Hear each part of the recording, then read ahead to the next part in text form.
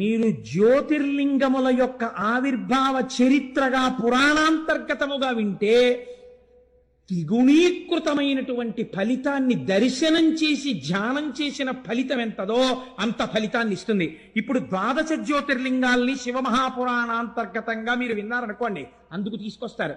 ఇప్పుడు మీకు ఏ ఫలితం వేస్తారంటే, మీరు ఈ దేశములో ఉన్న 12 జ్యోతిర్లింగాల్ని సశాస్త్రీయంగా ఎలా దర్శనం చెయ్యాలో అలా దర్శనం చేసేసినటువంటి ఫలితాన్ని మీ ఖాతాలో వేసేస్తారు.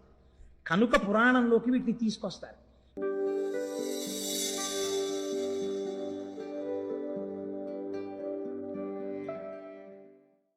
నిన్నటి రోజు మీరు శంభు అన్న నామం గురించి మనం తెలుసుకుని ఉన్నాం.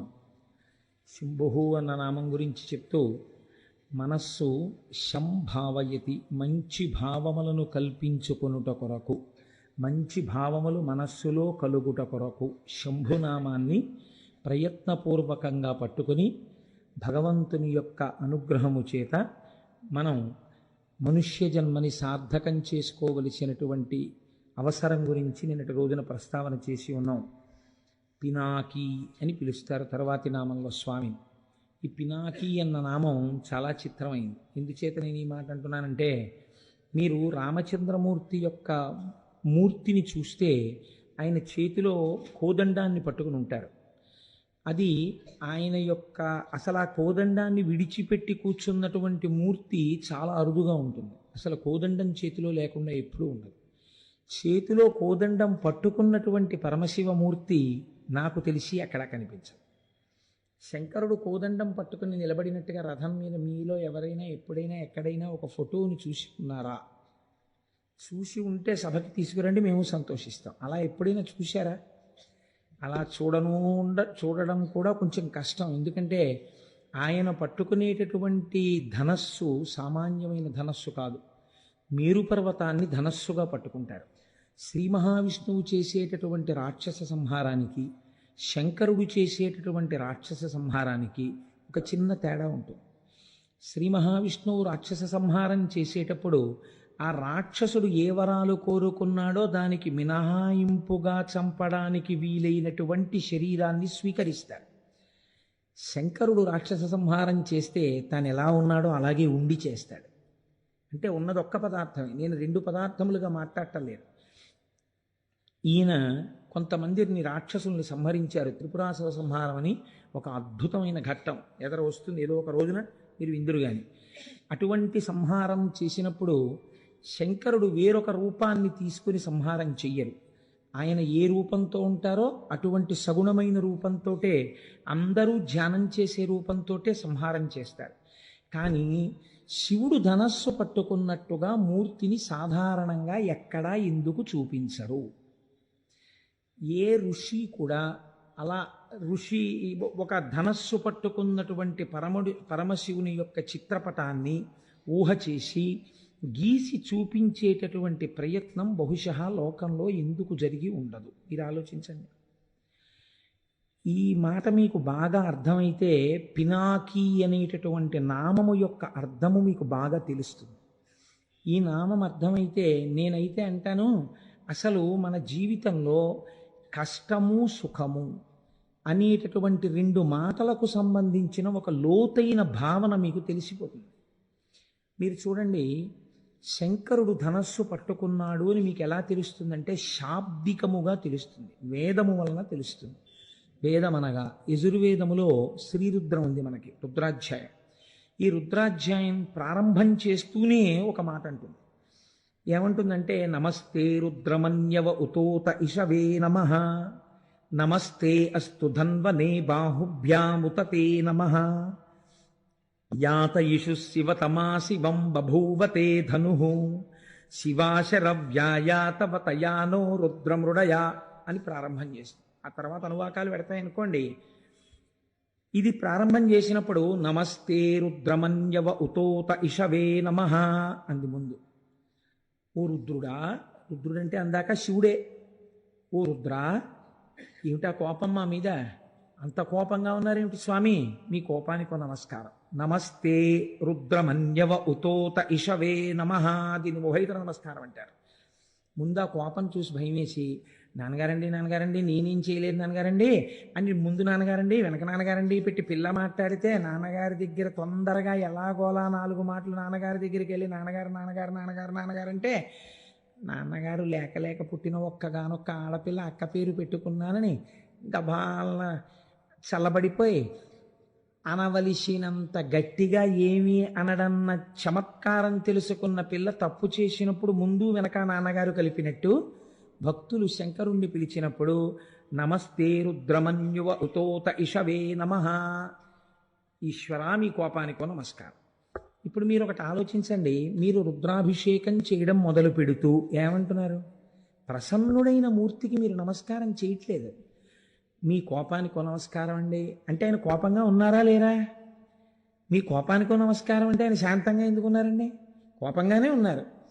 ఇప్పుడు కోపంగా ఉన్నారు కాబట్టి ఆయన ఏం చేస్తారు? కోపంగా ఉన్నవాడు తన చేతిలో ఉన్నటువంటి ఆయుధము నుంచి బాణములను విడిచిపెడతాడు. ఇవి మిమ్మల్ని రోధింపచేస్తాయి, అంటే ఏడిపిస్తాయి. ఎందుకు ఏడిపించాలి ఆయన అలాగా? ఎందుకు ఆయన అలా ధనస్సు పట్టుకోవాలి? మీరు ఒక్కసారి ఆలోచించండి. తండ్రికి సహజంగా కూతురంటే ఎనలేని ప్రేమ. అంత ప్రేమ ఉన్న తండ్రి ఒకరోజు కూతుర్ని దెబ్బలాడాడు గట్టిగా. ఎందుకు దెబ్బలాడాడు? ఏదో తప్పు చేసింది పిల్ల, ఏదో తప్పు చేసింది కాబట్టి తండ్రి దెబ్బలాడాడు. అది కూడా తెచ్చి పెట్టుకున్నాడు కోపాన్ని. ఇలా దెబ్బలాడకపోతే కుదరదు, మళ్ళీ పిల్ల ఇలాంటి తప్పు చేయకూడదు, అందుకుని దెబ్బలాడాలి నేను, అందుకుని దెబ్బలాడుతున్నాడు ఆయన. కాబట్టి ఇప్పుడు ఆయన కోపంగా ఉన్నాడు అంటే ఏమిటి? శిక్ష వేస్తాడు ఆయన తప్పకుండా. ఓ దెబ్బ కొట్టచ్చు, అయితే ఓ గిల్లచ్చు, ఏదో ఒకటి చెయ్యొచ్చు. రుద్రుడు మిమ్మల్ని అలా ముట్టుకోవడం, అలా కొట్టడం, అలా గిల్లడం చేయడు. ఆయన ఏం చేస్తాడు? తన చేతిలో ఒక ధనస్సు పట్టుకుని ఉన్నాడు. అదే మేరుపర్వతం, బంగారు ధనస్సు. దాన్ని చిత్రించడం కూడా కష్టం. ఇప్పుడు ఆ ధనస్సులోకి ఏం చేస్తాడు? 2 పక్కల బాణాల యొక్క తూణీరములు ఉన్నాయి ఆయన దగ్గర. ఈ చేత్తో పట్టుకుని ఈ చేత్తో అన్నా బాణం తీస్తాడు, ఈ చేత్తో పట్టుకుని ఈ చేత్తో అన్నా బాణం తీస్తాడు. ఇప్పుడు మీరు ఆయన వంక చూసేటప్పటికే భయంతో వణికిపోతున్నారు అసలు. అటు దీన్ని ఘోర రూపము అంటారు ఈశ్వరుడు. ఈ ఘోర రూపంతో నిలబడి ఏం చేస్తాడు? ఇంకా ఇలా తీయడానికి సిద్ధంగా ఉన్నాడు.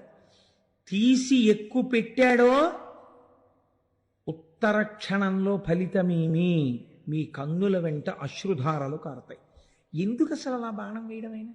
ఎందుకు అలా బాధ పెట్టడం? తండ్రే జగత పితరవు వందే పార్వతీ పరమేశ్వరవు అని పిలుస్తున్నామే, అటువంటి వాడు ఎందుకు అలా బాధ పెట్టడం?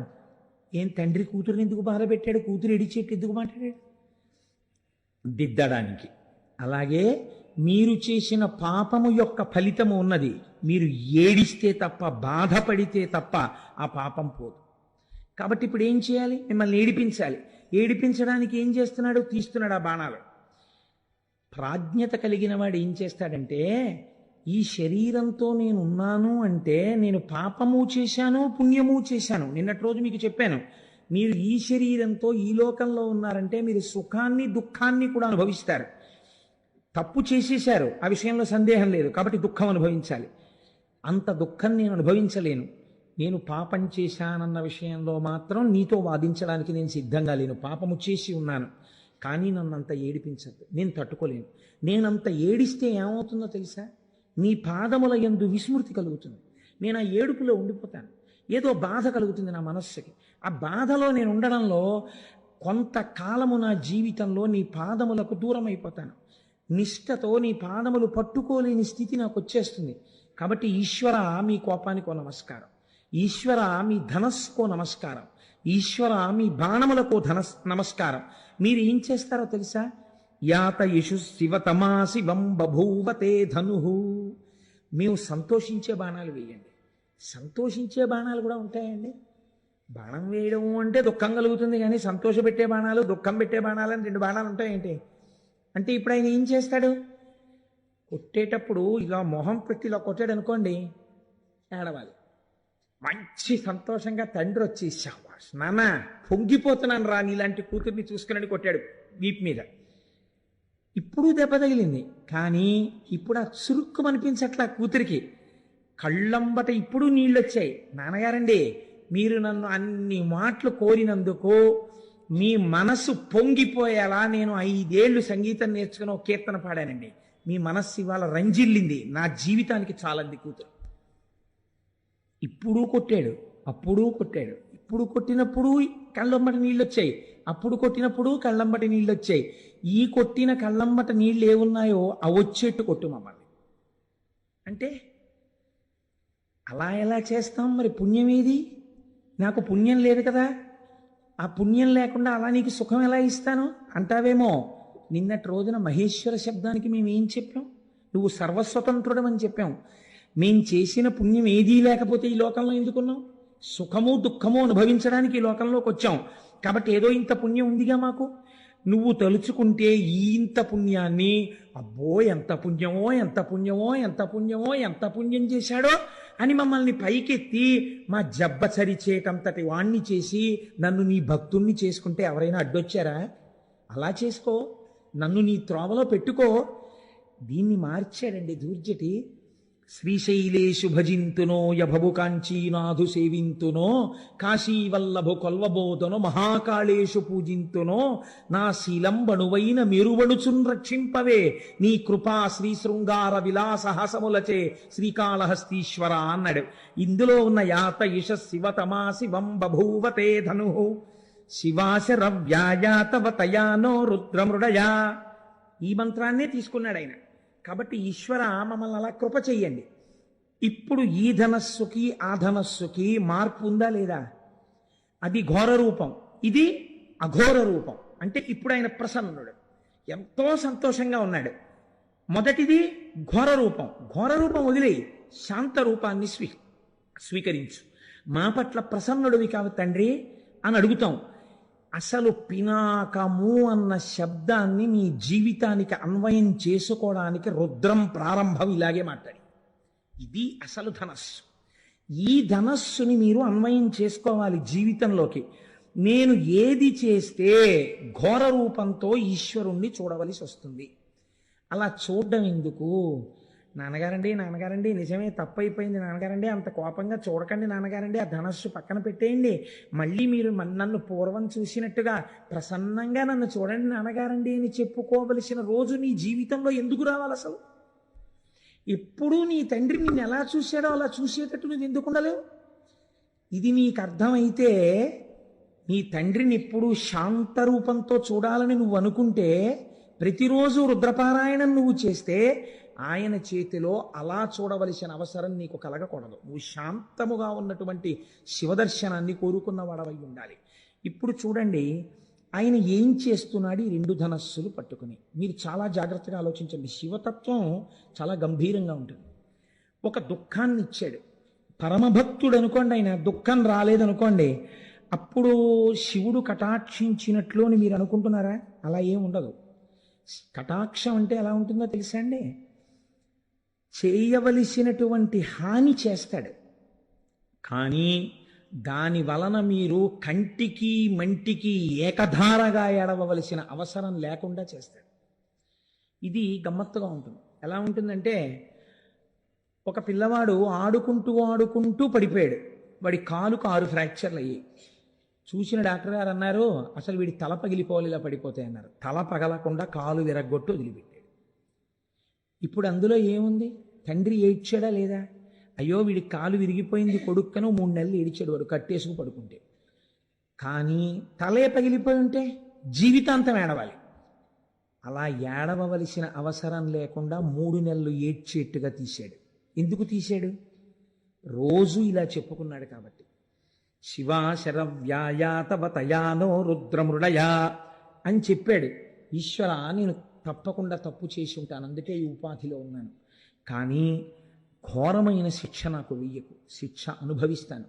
కానీ ఆ శిక్ష ఎలా ఉండాలంటే నీ పాదార విందముల యందు స్మృతిని పోగొట్టేటటువంటిది కాకూడదు. అటువంటి శిక్ష నాకు వెయ్యి అని అడిగాడు. ఇప్పుడు వాడు తట్టుకోగలిగినంత శిక్షని వేస్తాడు. అలా వేస్తే అంత శిక్ష ఎందుకే లేదు అని మీరు నేను అడగగలమా? ఆయన స్వతంత్రుడు, మహేశ్వరుడు. కాబట్టి ఇప్పుడు ఏమైంది? దీని వలన మీ పాపం పోయిందా లేదా? ఇప్పుడు మీరు కేవలము ఘోర రూపంతో ఈశ్వరుడు శిక్ష వేసిన తామసికుడు అని మీరు చెప్పకూడదు.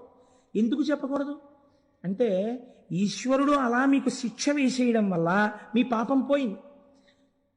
చెయ్యరానంత ఘోరమైన నేరాలు చేశాడండి. అన్ని నేరాలు చేసినా రాష్ట్రపతి క్షమాభిక్ష పెట్టారు. ఇప్పుడు ఆయన మామూలుగా అందరితో పాటు జీవనం చేసుకుంటూ బయట తిరుగుతున్నాడా, తిరగట్లేదా? తిరుగుతున్నాడు. కోర్టు ఆయనకి మరణశిక్ష వేసింది, రాష్ట్రపతి క్షమాభిక్ష పెట్టాడు. ఆయన శిక్ష అనుభవించేసినట్టేనా కాదా చేసిన నేరానికి? ఇంకా మళ్ళీ ఎప్పుడైనా పట్టుకెళ్ళిపోతారేమో అన్న భయం ఉంటుందా? ఉండదు. రాష్ట్రపతి ఉదారుడై పెట్టిన క్షమాభిక్ష చేత విడుదలైనటువంటి ఖైదీ ఎంత పాపం చేసినా కొట్టుకుపోయినట్టు, ఎంత పాపం చేసిన వాడైనా ఈశ్వరుడి పాదములు పట్టుకున్నవాడైతే ఆయన పాదముల యందు విస్మృతి కలగవలసిన అవసరము లేని రీతిలో తప్పించి వాడు భరించగలిగినంత దుఃఖాన్ని మాత్రమే ఇచ్చి తప్పిస్తాడు. కాబట్టి మీకిప్పుడు శిక్ష వెయ్యడంలో కూడా ఆయన ఒక తండ్రి బిడ్డన్ని చూసుకున్నట్టు చూసి కొడతాడు. తండ్రి కొడతాడు కొడుకుని, కానీ చిన్న పిల్లవాడిని తండ్రి కొట్టడంలో ఎంత జాగ్రత్త తీసుకుని కొడతాడో తెలుసా అండి? వాడు నిలబడితే ఎక్కడ పడితే అక్కడ కొట్టడం, చెయ్యుంది కదా అని ఆ పిల్లాన్ని నెత్తి మీద అక్కడ ఏం కొట్టాడు తండ్రి, ఏది ఏది అని లెంప మీద కొడతాడు, చెంప మీద. ఎందుకని? ఇక్కడ కొడితే పిల్లవాడికి ఏం ప్రమాదం రాదు. గూబ మీద కొట్టేశాడు అనుకోండి పిల్లవాడిని, ఈయనే పరిగెత్తాలి 15 రోజులు ఇంటెన్సివ్ కేర్ యూనిట్కి. అందుకని ఏ తండ్రి తన బిడ్డడి గూబ మీద కొట్టుకోడు. ఏ తండ్రి అయినా తన బిడ్డని రక్షించి శిక్షయందు రక్ష వేసేటప్పుడు చెంప మీద మాత్రమే కొడతాడు. అది కూడా దాటిపోయాడు అనుకోండి, తండ్రి కోపం అవధులు మీరిపోయేటట్టుగా కొడుకు చేస్తే అప్పుడేమో వాడి యొక్క టెంపరితనం చేత తండ్రి చెయ్యి గూబ మీద తగులుతుందేమో, కానీ ప్రయత్నపూర్వకంగా గూబ మీద కొడతానన్న తండ్రి ఉండడు. మీరు అలా ఉండాలని అనుకుంటే ఆయన తండ్రిగా ఉండడానికి ఎప్పుడూ సిద్ధంగా ఉన్నాడు. కాబట్టి ఈశ్వర, మేము పాపం చేశాం, మీరు ఈ ధనస్సుతో మాకు కనపడద్దు, మీరు ప్రసన్నమూర్తి అయి కనపడండి. ఇప్పుడు మీరు చూడండి, శిక్ష వెయ్యడంలో కూడా ఔదార్యం ఉన్నదా లేదా? ఉన్నదనే కదా మీరు ఒప్పుకోవాలి.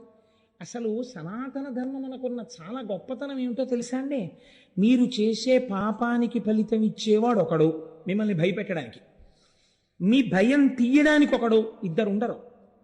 భయకృత్ భయనాశన, భయాన్ని సృష్టించేవాడు పరమాత్మే, భయాన్ని తీసేసేవాడు పరమాత్మ. ఇది సనాతన ధర్మమునందున్నటువంటి జీవధార. మీరు చాలా జాగ్రత్తగా చూడండి. మీకు కష్టం వచ్చిందనుకోండి, ఎవరిచ్చారండి మీకు ఈ కష్టం అని అడిగారు అనుకోండి, ఎవరిచ్చారు? భగవంతుడే ఇచ్చాడు. మీకు ఈ కష్టం తప్పిందనుకోండి, ఎవరిచ్చారు? ఈశ్వరుడే ఇచ్చాడు. ఆ కష్టాన్ని కాలంలో మీరు మర్చిపోయేటట్టుగా చేసిన కాలస్వరూపుడెవడు? ఈశ్వరుడే. గురుస్వరూపి అయి మళ్ళీ వచ్చి మీ మనస్సుకి వచ్చిన గాయాన్ని మాన్పించి మిమ్మల్ని యథామార్గమునందు మళ్ళీ తిప్పినవాడెవరు? ఈశ్వరుడే. కాబట్టి ఈశ్వరుడు యొక్క కారుణ్యమునకు అంతులేదు. కాబట్టి ఇప్పుడు శాస్త్రం అంది, ఆయన పట్టుకున్న ధనస్సు శిక్ష వేస్తోందా రక్ష చేస్తోందా? శిక్ష అన్న మాటే లేదు, రక్షణే ఉన్నది. నీ పాప ఫలితాన్ని అంత తేలికగా తీస్తున్నాడు ఆయన. లేకపోతే ఈ పాపం అంతా ఉండిపోతే నువ్వు ఎంత ప్రమాదకరమైన స్థితికి వెళ్ళాలి. అలా ఉండకుండా తీసేస్తున్నాడు. మీరు చూడండి, నేను ఇలా చెప్పానని మీరు అనుకోకండి. రేపు మీరు సుబ్రహ్మణ్యేశ్వర స్వామి ఉత్సవంలో చదువుతారు, వింటారు. సుబ్రహ్మణ్యేశ్వర స్వామి చరిత్రని ఈసారి విస్తృతంగా ఒక 3-4 రోజులు చెప్పాలి అని నేను అనుకుంటున్నాను. ఆ తర్వాత ఈశ్వరీచ్ఛ. సుబ్రహ్మణ్యేశ్వర స్వామి వారి కావడి ఎత్తడానికి మామూలు కావడి పనికిరాదు. సుబ్రహ్మణ్యుడికి ఎత్తేటటువంటి కావిడి ప్రత్యేకమైన కావిడి ఉంటుంది. ఇప్పుడు మీకు చూపించిన కావిడి తెప్పించడానికి మేము విశ్వ ప్రయత్నం చేస్తూ ఎలా తెప్పించాలో తెలియకుండా ఉండిపోయిన స్థితిలో నాకు తెలుసు, గోపాలకృష్ణ గారికి తెలుసు, దొరగారికి తెలుసు, మాకు ముగ్గురికే తెలుసు. సుబ్రహ్మణ్యేశ్వరుడే ఒక రూపంలో వచ్చి ఆ సమస్యని పరిష్కరించి ఇవాళ మీకు అందరికీ ఆ కావిడి ఎందుకు చూపించామో తెలుసా అండి? అందుకే చూపించమని చెప్పాను నేను. ఆ కావిడి, ఆ కావిడి పట్టుకోవాలి. సుబ్రహ్మణ్యుడు వరం ఇచ్చాడు. ఎవరు ఆ కావిడిని ఇలా పట్టుకుని దానికి పాలకుండ పెట్టి పట్టుకుని వస్తారో వాళ్ళకి ఆచంద్ర తారార్కము వంశమాగకుండా నేను చూస్తానని వరం ఇచ్చాడు. ఆ ఘట్టాన్ని మీకు నేను చూపిస్తాను. సుబ్రహ్మణ్యేశ్వర స్వామి చరిత్ర చెప్పినప్పుడు ఈశ్వరుడు కారుణికుడు. నాగదోషం ఉంటే, సర్పదోషం ఉంటే సంతానమునకు ప్రతిబంధకం వస్తుంది. అదే ఈశ్వరుడు ఆ ప్రతిబంధకమునకు విరుగుడు చెప్పాడు. ఇలా కావిడి పట్టుకుని రా భుజం మీద, చాలు నీకు ఆ దోషాన్ని తీసేస్తాను. ఎప్పుడు? ఇప్పుడు బిడ్డలు ఉండొచ్చు, ఏమో 6 తరాల తర్వాత ఆ బాధ నీ వంశంలో ఇహలాదు, తీసేశాను. ఆచంద్రతారార్కం నీ వంశం నిలబడిపోతుంది. నీ కోర్కెలు తీరడానికి ఒక్కటే ఒక్క మార్గము, ఈ కావిడి పట్టుకుని రావాలి. ఆ కావిడి పట్టుకుని రావడానికి ఈ కావిడి మేము మీకు ఇస్తే మీరు పురుషార్థం ఏం చేసినట్టు అవుతుంది? దానికోసం మీ దగ్గర 500 రూపాయలు తీసుకోవడం తప్ప ఆ 500 రూపాయలు లేకపోతే ఈ 1,00,000 రూపాయల ఖర్చునో ఎవరితోనో ఇప్పించి ఉత్సవం నిర్వహించలేక కాదు. అలా చెయ్యకూడదు, అది శాస్త్ర మర్యాద కాదు. పురుషార్థము అని మన కష్టార్జితాన్ని అక్కడ వెచ్చించాలి. అప్పుడు దాని వలన ఏమవుతుందంటే మీ చెమటని కొంత ఆదాయాన్ని మీరు ఈశ్వరుడి దగ్గర ఒడ్డారు కనుక ఆ పాపము ప్రతిహతమవుతుంది. ఎంతమందికి ఇవ్వగలం దాన్ని? ఇప్పుడు ఆ తారీఖు లోపల అన్ని తయారైపోవాలి, అన్ని కావిళ్ళు. ఎన్ని కావిళ్ళు తయారు చేయగలరు? అలాగని ఎన్నో కావిళ్ళు చేసేస్తే కూర్చోబెట్టి అంత అందంగా క్రతువు ఎలా చేయగలం? అందుకని దాన్ని ఇప్పటికే దాని గురించి ఎంతో ప్రెషర్ ఉన్నా 200 మందికి మాత్రమే రిస్ట్రిక్ట్ చేయడానికి కారణం అది. కళ్యాణం వరకు ఆ రోజున వల్లీ కళ్యాణం చాలా అరుదుగా జరుగుతుంది. వల్లీ కళ్యాణం జరిగిన రోజున కూడా కేవలం స్వార్థంతో కొంతమందిని ఇందులో వెళ్ళి నిలబడిపోవడం మా కోరిక కాదు. ఎవరికి ఈ ఉత్సవంలో టిక్కెట్ ఉన్నాయో వాళ్ళందరికీ ఈశ్వరానుగ్రహం కలగడం కోసం కళ్యాణ సామాగ్రి కూడా మీ చేతులతోనే పట్టుకొని మనందరం ఊరి ఈ ఉత్సవానికి ఇక్కడ ప్రదక్షిణం చేసి అయ్యప్ప స్వామికి చూపించి, పైన సుబ్రహ్మణ్యుడు ప్రతిష్ఠ అయి ఉన్నాడు, స్వామికి చూపించి వాళ్ళు వచ్చి కళ్యాణానికి సంబరాలు ఇస్తారు. ఇక్కడ దాన్ని ఎంత ప్రయోజనకరంగా చేయించగలమన్న దాని గురించి మేము ఆలోచిస్తున్నాం. ఒకవేళ 500 కట్టలేని వాళ్ళు ఉంటారు, ఏ కారణం చేతనైనా, లేదా దంపతులుగా రాలేకపోయిన వాళ్ళు ఉంటారు ఆ రోజున. వాళ్ళకి ఎలా మరి అంటే వాళ్ళ కోసమే అభిషేకం ఏర్పాటు చేశాం. అభిషేకాన్ని చూస్తూ కూర్చుంటే చాలు. ఆయన మహానుభావుడు సుబ్రహ్మణ్య మంత్రోపాసకుడు అడగగానే అంగీకరించారు. ఒక పీఠాధిపతి పరమహంస వారు వచ్చి విజయం చేసి వేదిక మీద కూర్చుని కార్యక్రమానికి ఆధ్వర్యం వహించి ఈ 200 మందికి అగ్రభాగాన వారు నడుస్తూ వారితో కలిసి నడుస్తారు వీళ్ళు. ఇది నేను ఎందుకు సమన్వయం చేసి మీకు చెప్పానంటే కేవలం మీకు జరుగుతున్న సత్యాన్ని ఆవిష్కరించడం ఒక ప్రయోజనం. రెండవ ప్రయోజనం మీరు చూడండి, ఎప్పుడో రాబోయేటటువంటి ప్రమాదానికి మీరు ప్రయత్నపూర్వకమైనటువంటి విరుగుడు వేదములు ప్రతిపాదన చేసి ఉన్నాయి. నువ్వు ఈ కర్మ చెయ్యి, నీకు ఇబ్బంది రాదు అని మనకి చెప్తోంది శాస్త్రం. లేకపోతే అభిషేక ప్రక్రియ ఎందుకు వచ్చింది? హోమం ఎందుకు వచ్చింది? ఎందుకు వల్లీ కళ్యాణం వచ్చింది? ఎందుకు కావిడొచ్చింది? ఒక ప్రయోజనాన్ని ఇప్పుడు అన్ని వేళలా మళ్ళీ అస్తమానం శివమహాపురాణం చెప్తామా? శివమహాపురాణం చెప్తేనే సుబ్రహ్మణ్యేశ్వర స్వామి వారి చరిత్ర పూర్ణంగా వస్తుంది. పూర్ణంగా సుబ్రహ్మణ్యేశ్వర స్వామి చరిత్ర విని అనుసంధానం చేసి కళ్యాణం చేసుకోవడం ఎంత మహత్తరమైన భాగ్యం అది. సంపూర్ణ రామాయణం చెప్పి పట్టాభిషేకం అన్ని సంవత్సరాలు జరుగుతాయా? ఈశ్వరానుగ్రహం కలిగింది, 1 సంవత్సరం చేశాం. అలా పునఃపునః కాకినాడలో జరగాలనే నా కోరిక. అది నా ఉద్దేశం. నేను చెప్పాను కాబట్టి నా ఒక్కడితోటే ఆ కళ్యాణం అలాగే ఉండాలి తప్ప వేరెవరో ఏదో అలాంటివి జరగకూడదు అన్న స్వార్థం నాకు ఎన్నడూ లేదు. పునఃపునగా ఏడాదికి 10 మాటలు సంపూర్ణ రామాయణం కాకినాడలో జరిగితే సంతోషించే వాళ్ళలో ప్రథముండి నేను. కాబట్టి మీరు చూడండి, శాస్త్రం అంది అందుచేత పాతి జగదిది పినాకం అంది. ఇక్కడ చెప్పింది వ్యుత్పత్తి. ఇప్పుడు ఈ ధనస్సు ఏం చేస్తోంది? ఈ ధనస్సు మీకు ఘోర రూపముతో పాప ఫలితమునిచ్చినా అఘోర రూపముతో సుఖమునిచ్చినా అది చేస్తున్నది మీ యొక్క రక్షణయే. కనుక లోకములను రక్షించగలిగినటువంటి ధనస్సు ఆ ధనస్సు. ఆ ధనస్సు దేన్ని రక్షిస్తుంది? ఒక్కరిని, ఇద్దరిని, ముగ్గురిని కాదు. ఎన్ని కోట్ల మంది ఉన్నారో, ఎన్ని బ్రహ్మాండాలు ఉన్నాయో, ఇన్ని బ్రహ్మాండములనన్నింటినీ, ఇన్ని జీవుల్ని రక్షించగలిగినటువంటి ధనస్సు ఆయన చేతి యందున్న ధనస్సు. అందుకే రుద్రం ఆ ధనస్సుని అంత స్తోత్రం చేసింది. అటువంటి ధనస్సు కలిగిన వాడా ఓ రుద్రుడా, ఆ నీ చేతిలో ఉన్నది పినాకము. అయితే మీరు ఇక్కడ ఒక్క విషయం ఆలోచించండి. ఆ పిలిచేటప్పుడు మహేశ్వర శబ్దాన్ని కానీ శివశబ్దాన్ని కానీ తిన్నగా ప్రయోగించకుండా నమస్తే రుద్ర అంటూ రుద్ర శబ్దంతో ఎందుకు ప్రారంభం చెయ్యాలి ధనస్సుని? ధనస్సుకి రుద్ర శబ్దానికి ఏమైనా దగ్గర సంబంధం ఉందా? లేకపోతే రుద్ర సంబంధంతో ధనస్సుని ఎందుకు అన్వయం చేసింది వేదం? వేదం అంటే ఎదుర్వేదం అండి, ఎదుర్వేదమే రుద్రాధ్యాయం. అంటే రోదయతి సర్వమంతకాలే ఇది రుద్ర. రుద్రుడనగా ఎవరు?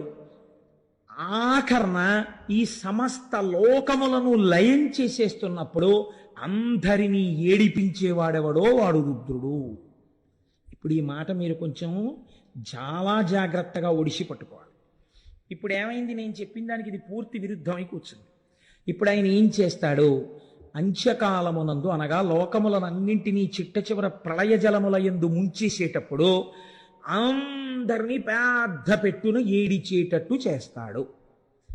ఏమండి, మీరు ఇందాకడి నుంచి ఆ ధనస్సు యందు రక్షణ ఉంది రక్షణ ఉంది అన్నారే, పిలిచేటప్పుడు రుద్రశబ్దంతో పిలిచారు ఈ ధనస్సుని, రుద్రుడి చేతిలో ఉన్న ధనస్సు అని పిలిచారు. రుద్రశబ్దానికి ఉన్నటువంటి వ్యాఖ్యానం ప్రళయమునందు లోకములను ఏడిపించేవాడు అని ఉంది. ఏడిపించడానికి ధనస్సు పట్టుకుంటే అది రక్షణ ఎలా అవుతుంది? ఇప్పుడు ఆ ధనస్సుకి పాతి జగదిది అన్న అన్వయం ఎలా కుదురుతుంది?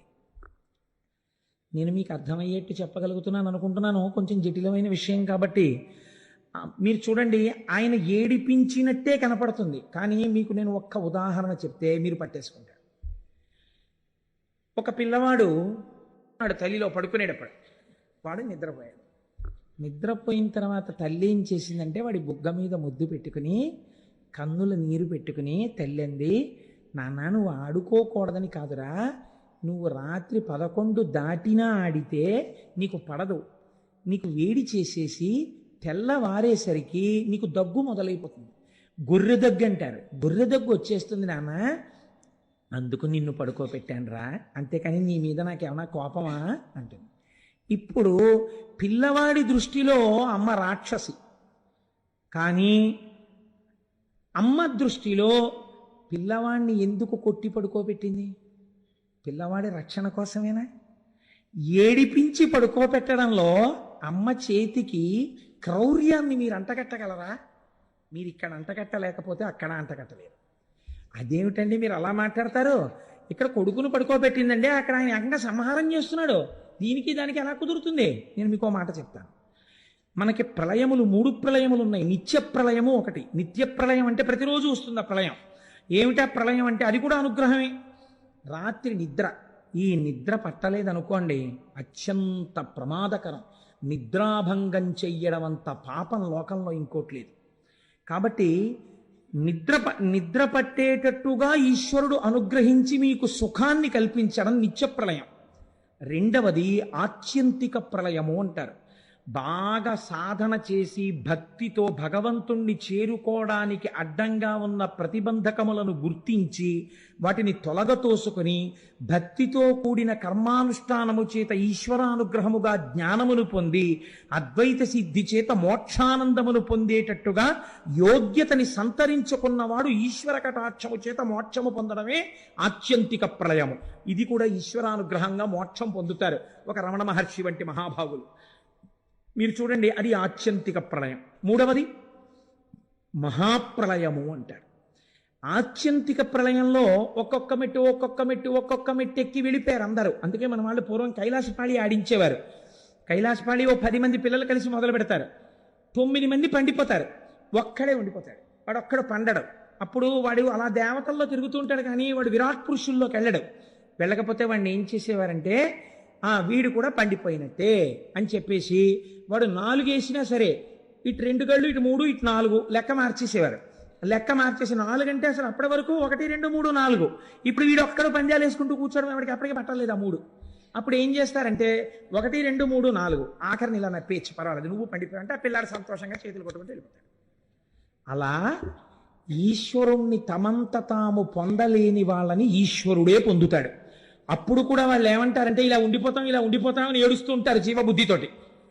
తప్పు నాన్న, అందరూ పొందేశారు, మీరు ఉండిపోయారు, మిమ్మల్ని నేనే పొందేస్తానని మైనపు ముద్ద నల్లపూసల్లో తిరిగి తనే పుచ్చేసుకున్నట్టు జీవుల్ని తానే పొందేస్తాడు. వాళ్ళు ఏడుస్తున్నా వాళ్ళకి సిద్ధిని ఇచ్చేస్తాడు. ఇప్పుడు ఆ మహాప్రళయాన్ని జీవులు ఏడుస్తున్నా వాళ్ళు రోధిస్తున్నా తాను పొందడం రక్షణ హేతు అంటారా, తామసంతో కూడుకున్నటువంటి సంహార ప్రక్రియ అని మీరు పిలుస్తారా? ఇప్పుడు అలా చేసినటువంటి రుద్రుడి చేతి ధనస్సు సాత్వికమైనది, లోకరక్షణ హేతు అని నేను అంటాను. కాదని మీరు అనగలరా? కనుక ఇప్పుడు అది ఏమైంది? లోకములను ఏడిపించేటటువంటి వాడంటే వీడి మూర్ఖత్వం చేత ఇంకా ఇలా ఉంటానంటున్నాడు. యుగమైపోయింది, నీకు ఇంత సమయం ఇచ్చినా పొందలేకపోయావు, నేనే నిన్ను పొందేస్తానని పొందేశాడు పరమాత్మ. అది కూడా ఆయన యొక్క అనుగ్రహము. కాబట్టి ఇప్పుడు ఏమైంది? రోదయతి సర్వమంతకాలే ఇది రుద్రః రుత్యా ధర్మానవ లోకయతి ప్రాపయతీతివా రుద్రః. ఇది ఒక చిత్రమైనటువంటి మాట. వేదము శబ్ద ప్రమాణమై మనకి ధర్మాన్ని బోధ చేస్తోంది. వేదమంతా ఏం బోధ చేస్తుంది అంటే ధర్మమే. అందుకే వేదము మారితే దేనిగా మారింది అంటే రామాయణంలో చెప్పారు. వేద వేద్యే పరే పుంసీ జాతే దశరథాత్మజే వేద ప్రచేత సాదాసీత్ సాక్షాత్ రామాయణాత్మన. వేదము ధర్మమే కాబట్టి వేదము రాశీభూతమైనటువంటి ధర్మాన్ని నేర్పే కావ్యముగా రామాయణంగా వచ్చింది. ధర్మమే రాశీభూతమైనటువంటి భగవానుడు రామో విగ్రహవాన్ ధర్మగా రాముడిగా వచ్చాడు. ఇప్పుడు వేదం నీకేం చెప్తుంది? ధర్మమే చెప్తుంది. నువ్వు ఇలా ఉండు, ఇలా ఉండు, ఇలా ప్రవర్తించు, ఇలా ప్రవర్తించు, ఇలా ప్రవర్తించు, ఇదే మాట చెప్తుంటుంది వేదం. ఈ ధర్మాన్ని ఎలా చెప్తుంది వేదం అంటే మీకు సూక్ష్మంగా ఒక మాట చెప్తారు. పెద్దలు ఏమంటారంటే, అంటే ఇప్పుడంటే లోకంలో కొంచెం ఆ మాటలు లుప్తమైపోతున్నాయి. పూర్వకాలంలో పెద్దలు ఎవరి దగ్గరికైనా మనం వెడితే, నాయన నీ ఇష్టాపూర్తములు జరుగుచున్నవా అని అడిగేవారు. ఇది సాధారణంగా గురువులు శిష్యుడు ఒక నెల 2 నెలల్లో కనపడితే గురువు శిష్యుణ్ణి అడుగుతాడు, ఏమయ్యా నీ ఇష్టాపూర్తములు నడుస్తున్నాయా అని అడుగుతాడు. ఇష్టాపూర్తములు నడుస్తున్నాయా అంటే ఏమిటండి అంటాం మనం. ఇష్టాపూర్తములు అంటే ఏమిటో తెలుసా అండి? 2. ఒకటి, మీకు కాయికమైన శక్తి ఉంటుంది, అంటే శరీరమునందు కొంత శక్తి. ఈ శక్తితో ఏం చెయ్యమని శాస్త్రం చెప్పిందంటే మీరు ఈశ్వర సేవ చెయ్యమని చెప్పింది. నేను ఆర్టీసీలో పనిచేసే ఒక గౌరవప్రదమైన ఉద్యోగి వెంకట్నగర్ శివాలయంలో చీపురు పట్టుకు తుడుస్తూ ఉంటారు, నేను చూస్తూ ఉంటాను. అప్పర్ చేసేవారు. ఇది మీకు ఎదర శివమహాపురాణంలో వస్తుంది, ప్రియ పురాణంలోంచి. మీ శరీరములో ఉన్న బలం బతికున్న దగ్గర నుంచి చచ్చిపోయే వరకు నా వాళ్ళనుకున్న మీ వాళ్ళ కోసమే కాదు, ఏదో ఒక సేవకు ఉపయోగపడాలి. ఈశ్వరుడి యొక్క వాహనం వెళ్ళిపోతుంటే మీరు వెళ్ళి అడగాలి. వాళ్ళు చీ అన్నా పర్వాలేదు, అయ్యా ఒక్కసారి వహిస్తానని అడగాలి. వాళ్ళు ఇస్తే వెంటనే భుజాన్ని పట్టాలి. శరీరము దానికి ఉపయోగపడాలి. మీరు ఎక్కడికైనా వెడితే ఓసారి దేవాలయాన్ని తుడవాలి. మీరు ఎదర భస్మ గురించి చెప్పినప్పుడు బ్రహ్మోత్తర ఖండంలో విందురు కానీ, స్కాంద పురాణం బ్రహ్మోత్తర ఖండంలోంచి అనుసంధానం చేస్తాను, అక్కడ విందురు కానీ. ఎందుకంటే పేరుకి శివమహాపురాణం అంటున్నాను కానీ నేను శివాష్టోత్తరం, పెరియ పురాణం, శివమహాపురాణం ఎన్నింటినో అనుసంధానం చేస్తున్నాను. మళ్ళీ ఇందులో తెలుగులో చేయబడినటువంటి సాధికారికమైనటువంటి శివమహాపురాణాన్ని కొంత సమన్వయం చేస్తున్నాను. కాబట్టి అంటే ఇదంతా నా ప్రజ్ఞాన్ని నేను చెప్పట్లేదు, అదొక ఈశ్వరానుగ్రహం అని చెప్తున్నాను. మీ వంటి పెద్దలు కూర్చోవడం వల్ల ఈశ్వరుడు నాతో పలికించుంటుంటాడు. కాబట్టి ఇష్టాపూర్తములు అంటే మీ కాయికమైన శక్తిని ఈశ్వరుడి కొరకు ఉపయోగించుట. మీరు కొంత ద్రవ్యాన్ని ఆర్జించారు. ఈ ద్రవ్యాన్ని ఆర్జించినప్పుడు ఈ ద్రవ్యంలో కొంత భాగాన్ని మీ శక్తి మేరకు ఈశ్వరార్చనలో మీరు ఉపయోగించి తీరాలి. లేకపోతే ఉత్తరగతులు ఎక్కడి నుంచి వస్తాయి? మీరు మీ సంసారం కోసం ఖర్చు పెట్టింది 0, మీకే ఫలితాన్ని ఇవ్వదు. అది మీ ధర్మం, అంతే. ఖర్చు పెట్టారు. మీరు హుండీలో వేసిన రూపాయి మీకు ఉత్తమ లోకాలని నిర్ణయం చేస్తుంది. మీరు అయ్యప్ప స్వామి గుళ్ళో ₹1 వేశారనుకోండి, ఓ నియమం పెట్టుకున్నారనుకోండి. ఒక ఉదాహరణకి చెప్తున్నాను, నేను 40 రోజులు శివమహాపురాణం వింటూ ప్రతిరోజు ₹1 హుండీలో వేస్తాను అనో నిర్ణయం పెట్టుకున్నారనుకోండి. ఈ హుండీ తెరిచి చూసి దీంట్లో రేపొద్దున్న ఇక్కడ అయ్యప్ప స్వాములు అందరూ పూజలు చేస్తారు. స్వామివారి దగ్గర బోల్డన్ని జ్యోతులు వెలిగించినప్పుడు ఒత్తులు కొన్న దాంట్లో మీ ₹1 వెళ్ళిందనుకోండి. ఆ రూపాయితో వెలిగినటువంటి దీపం ఉత్తరోత్తర జన్మలలో ఎక్కడ మిమ్మల్ని రక్షిస్తుందో మీకు తెలియదు, ఎక్కడి నుంచి వచ్చిందో ఈ పుణ్యం, కానీ కాపాడేస్తుంది. మీ ద్రవ్యంలోంచి ప్రయత్నపూర్వకంగా మీరు ఖర్చు పెట్టాలి. ఇది స్థాయిని బట్టి ఉంటుంది. ఒక మహాత్ముడు దేవాలయ నిర్మాణం చేయగలిగినటువంటి వాడై ఉంటాడు. వేరొక మహాత్ముడు ₹1 హుండీలో వేయగలిగిన వాడై ఉంటాడు. వేరొక మహాత్ముడు ఏదో ఒక సేవకి కొంత డబ్బు కట్టి సేవ చేసుకోగలిగిన వాడై ఉంటాడు. దీన్ని ఇష్ట అంటారు. అంటే ద్రవ్యమును, కాయికమైనటువంటి శక్తిని ఈశ్వరుని యొక్క అనుగ్రహము కొరకు వెచ్చించుట. ఇది చేస్తున్నావా? గురువు శిష్యుణ్ణి అడుగుతాడు, నీ ద్రవ్యం దాచేసుకోవడమేనా, నువ్వు కూడా అలా ఖర్చు పెడుతున్నావా? అందుకే గురువుగారు ఫ్రీగా కూర్చోకూడదు పూజకి. ఎప్పుడు చెప్పిన గురువుగారు కూడా డబ్బు కట్టాలి, లేకపోతే ఇంకెందుకు ఆ గురువు బరువు? తనకి ఫ్రీయా, మిగిలిన వాళ్ళు డబ్బులు కట్టాలా? ఇంకెందుకు, తను కూర్చుంటే తను కట్టాలంతే. కాబట్టి ఇష్ట, దీన్ని ఇష్టం అంటారు. రెండవది పూర్తము. పూర్తం అంటే ఏమిటో తెలుసా అండి? మీకు అటువంటి అర్హత శరీరములో ఇయ్యబడితే ప్రయత్నపూర్వకంగా మీరు ఒక చోట కూర్చుని, అయ్యా నేను హవిస్సు వేస్తానండి అగ్నిహోత్రంలో అని అడగాలి, నేను ఒక సమిధ వేస్తానండి అని అడగాలి. నేను చూపించాను, నాతో కామకోటి పీఠానికి వచ్చిన వాళ్ళకి నేను చూపించాను, చూడండి. శివుడికి అర్చన జరుగుతుంటే సాయంకాలం జరగబోయే అర్చనకి అక్కడ ఒక బ్రహ్మచారి కూర్చుని అన్ని దళాలకి మూడాకులు ఉండేటట్టుగా జాగ్రత్తగా దళాల్ని కత్తిరించి ఓ పళ్ళెంలో పెడుతున్నాడు. అదొక సేవ. అలా మీరు ఒక అగ్ని కార్యం చెయ్యాలి, మీరు ఒక హోమం చెయ్యాలి. రేపు సుబ్రహ్మణ్య హోమం జరుగుతుంది. మీకు చెయ్యడం చేత కాకపోవచ్చు, మీ ద్రవ్యం వేసి మీరు ఆచార్యముఖేనా అని కూర్చోవాలి. కూర్చుంటే ఇప్పుడు ఆచార్యులు చేస్తారు, కానీ ఎవరికి ఆ ఫలితం? మీకే. అప్లికేషన్ రాసిన వాడు ఎవరైనా సంతకం పెట్టిన వాడికే చెక్ వస్తుంది. అలా ఫలితం మీకే వస్తుంది. కాబట్టి పూర్తము, ఈ రెండు మీరు చేసి తీరాలి. ఇది పరమధర్మము మనుష్య జన్మకి. ఈ రెండు చేయకపోతే మీ ధర్మాన్ని మీరు విస్మరించినట్టు. డబ్బు దేనికి? దాచుకోవడానికి. శక్తి దేనికి? ఇంట్లో వాడుకోవడానికి. ఇంకా ఎక్కువైపోయి డాక్టర్ గారు చాలా ఎక్కువైపోతుంది నీలో శక్తి అంటే మార్నింగ్ వాక్ ప్రయత్నపూర్వకంగా రోడ్ల మీద బడి తిరిగి తగ్గించుకోవడానికి. అంటే నేను తిరిగే వాళ్ళందరినీ తప్పు పట్టట్లేదు, వాళ్ళు మహాత్ములై ఉండి ఉండవచ్చు. వాళ్ళని నేను ఒకవేళ వాళ్ళు ఏమో ఎటువంటి భావనతో చేస్తున్నారో అది నేను తప్పు పట్టి మాట్లాడటలేదు. కనుక ఇష్టాపూర్తములు ఈ రెండూ చేయవలెను. ఈ రెండు ధర్మ మార్గము వైపుకి మీ మనస్సుని శరీరాన్ని తిప్పుకోవడానికి మీరు ఉపయోగించుకుంటారు. It is a self check. మీకు మీరు, నా దగ్గర ఇంతుంది, ఒకవేళ గభాలన డాక్టర్ గారి దగ్గరికి వెళ్ళి ఒక 1000 రూపాయలు ఖర్చు పెట్టవలసి వస్తే నేను పెడతానా పెట్టనా? పెట్టగలను. ఏం భగవంతుడి పేరు చెప్పేటప్పటికి ఎందుకు వెనకంజ వేస్తున్నానో, కాబట్టి నేను పెడతాను. మీకు మీరే న్యాయమూర్తి. ఇది శాస్త్రం అంది ఇష్టాపూర్తములు. అలాగే మాట్లాడింది గురువు, అంతకన్నా మాట్లాడు. ఇష్టాపూర్తములను చేస్తున్నావా అని అడుగుతారు. ఈ రెండు చెయ్యడం వల్ల మీరు సోపానములను ఎక్కుతారు. దీన్నేనండి సంగీతంలో నాదోపాసన అని పిలిచారు. దీన్ని రాగాల ఆరోహణ అవరోహణైనది అంటారు. దేనివల్ల కింద పడ్డావో దాంతోనే పట్టుకుని పైకెక్కాలి. ఆ సరిగమ పదనిసలతోటే పైకెక్కుతారు, కిందకి దిగుతారు. నాదోపాసన చేస్తారు. వాళ్ళు నాదోపాసన చేసి వాళ్ళు అదే సిద్ధిని పొందుతారు. కాబట్టి మనకి ఎటువైపు నుంచి వచ్చిన శాస్త్రం దాన్నే నేర్పింది, భగవంతుడి వైపుకి వెళ్ళడాన్ని నేర్పింది. కనుక చూడండి, ఇప్పుడు వైదికమైనటువంటి మార్గంలో ఈ ప్రయత్నంలో తల్లి యందు పెద్ద బాధ్యత పెట్టింది శాస్త్రం.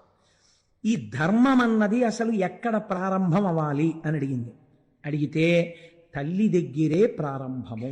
ఎందుకో తెలుసా అండి? నేను ఈ మాట ఎందుకు చెప్తున్నానో మీరు ఈ శ్లోకాన్ని అవధరించండి, మీకే అర్థమవుతుంది. శైశవేభ్యస్త విద్యానాం, చిన్నతనంలో శైశవంలో భగవంతుడన్నవాడొకడున్నాడన్న పూనిక పిల్లల యందు ఏర్పడేటట్టుగా విద్యాభ్యాసము జరిగి తీరవలెను. ఇది స్కూల్లో చెప్పరు ఇవాళ.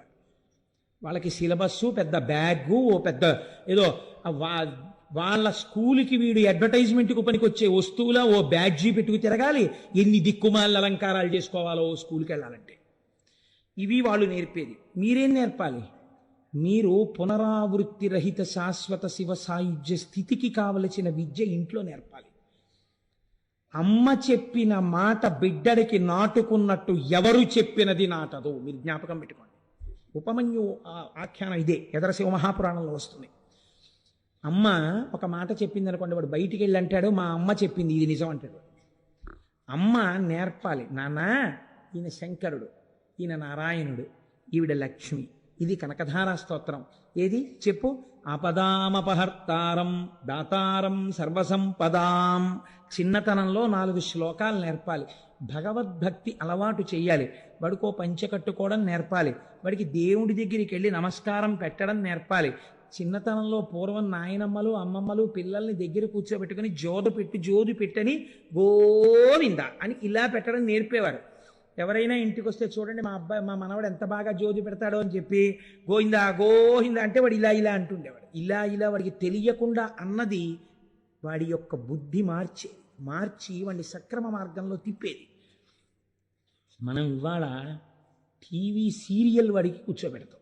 ఏమిటి వస్తుంది వాడికి బుద్ధి రమ్మంటే? కాబట్టి ధర్మమునకు ప్రాతిపదిక ఎక్కడ పడుతోంది? శైశవేభ్యస్తు విద్యానాం యవ్వనే విషయైషిణాం. నువ్వు ఎంత జాగ్రత్త పరుడవైనా ఇంద్రియములు బలిష్టములు. కాబట్టి బలిష్టమైన ఇంద్రియములు కోరుకునేటటువంటి సుఖములేవి ఉన్నాయో వాటిని పరమ ధర్మబద్ధంగా అనుభవింపచేసి ఆ సుఖములు కాదన్న వైరాగ్య బుద్ధిని సంతరించుకోవడానికి ధర్మపత్నిని స్వీకరించి కామమును ధర్మబద్ధమైన కామము చేత ధర్మబద్ధమైన అర్థముగా సంతానమును పొందు.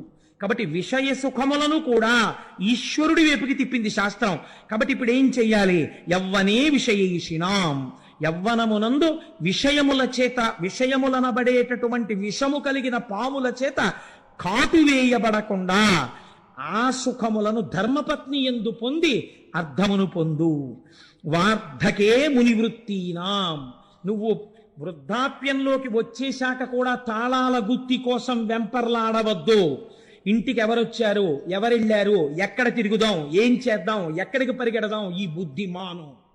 వార్ధక్యం వచ్చాక నీకున్నది ఒక్కటే ఒక్క ధర్మం. మునివృత్తీనాం. మననం చెయ్యి, సంతతము మననం చెయ్యి. నిన్ను రమ్మంటారు, నేను రానని చెప్పు. నేను రాను.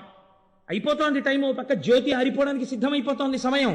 దీపం ఉండగా ఇల్లు చక్కబెట్టావు. లేచిన దగ్గర నుంచి పూజా మందిరం మీద ఎగబడకో. ఈ కొడుకున్నాడు, కోడలున్నారు చేయడానికి, వాళ్ళకి అలవాటు చెయ్యి.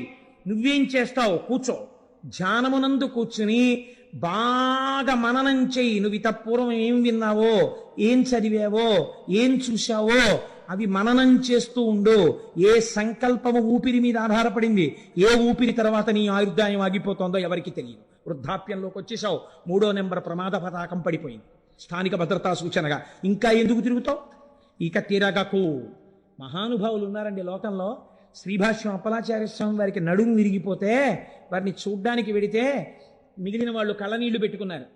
స్వామి చక్కగా రామాయణం చెప్పేవారు, ఏమిటండి ఇలా నడుము విరిగిపోయింది అంటే ఆయన అన్నారు, తిరిగి తిరిగి చెప్పవలసిన అవసరం పూర్తయింది లేరా? ఏం మంచం మీద కూర్చుని రామాయణం తలుచుకో పొంగిపోలేవా? నీ దగ్గరికి వచ్చిన వాళ్ళకి చెప్పుకోలేవా అని ఒక చోట కూర్చుని అనుభవించమని స్వామి నన్ను ఇలా కటాక్షించాడు అన్నారు. ఆయన మర్యాదా పురుషోత్తముడు.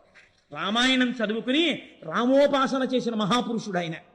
కనుక వార్ధకే మునివృత్తీనాం యోగానంతే తను త్యజాం. చిట్ట చివర నీ మనస్సుని యోగము చేత అనేన యుజ్యతే ఇతి యోగః. అన్నిటికీ సాక్షిగా ఉంటూ కొడుకొచ్చేదో చెప్తాడు, ఆహా అలాగేనా నవ్వు. కోడలొచ్చేదో చెప్తుంది, ఓ నవ్వు. తామరాకు మీద నీటి బొట్టు. నువ్వు అలా హాయిగా ఉండగా శరీరము నుంచి ప్రాణోత్క్రమణం జరుగుతోంది. ఏమీ హడావిడక్కర్లేదు. అవుతుందని చెప్పారు పెద్దలు, ఎన్ని మాటలు వినలేరు, ఎంతమంది వెళ్ళిపోలేదు. నా అదృష్టం. నేను ఇప్పుడు చూడబోతున్నాను. ఎవరిని చూడబోతున్నాను? మహాపురుషులైన వారందరూ శరీరాలు విడిచిపెట్టిన చోటు ఎక్కడుందో అక్కడికి వెళ్ళి నేను వారి దర్శనానికి వెళ్ళిపోతున్నాను.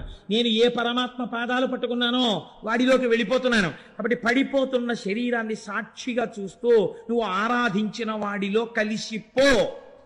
కాబట్టి ఏమైంది?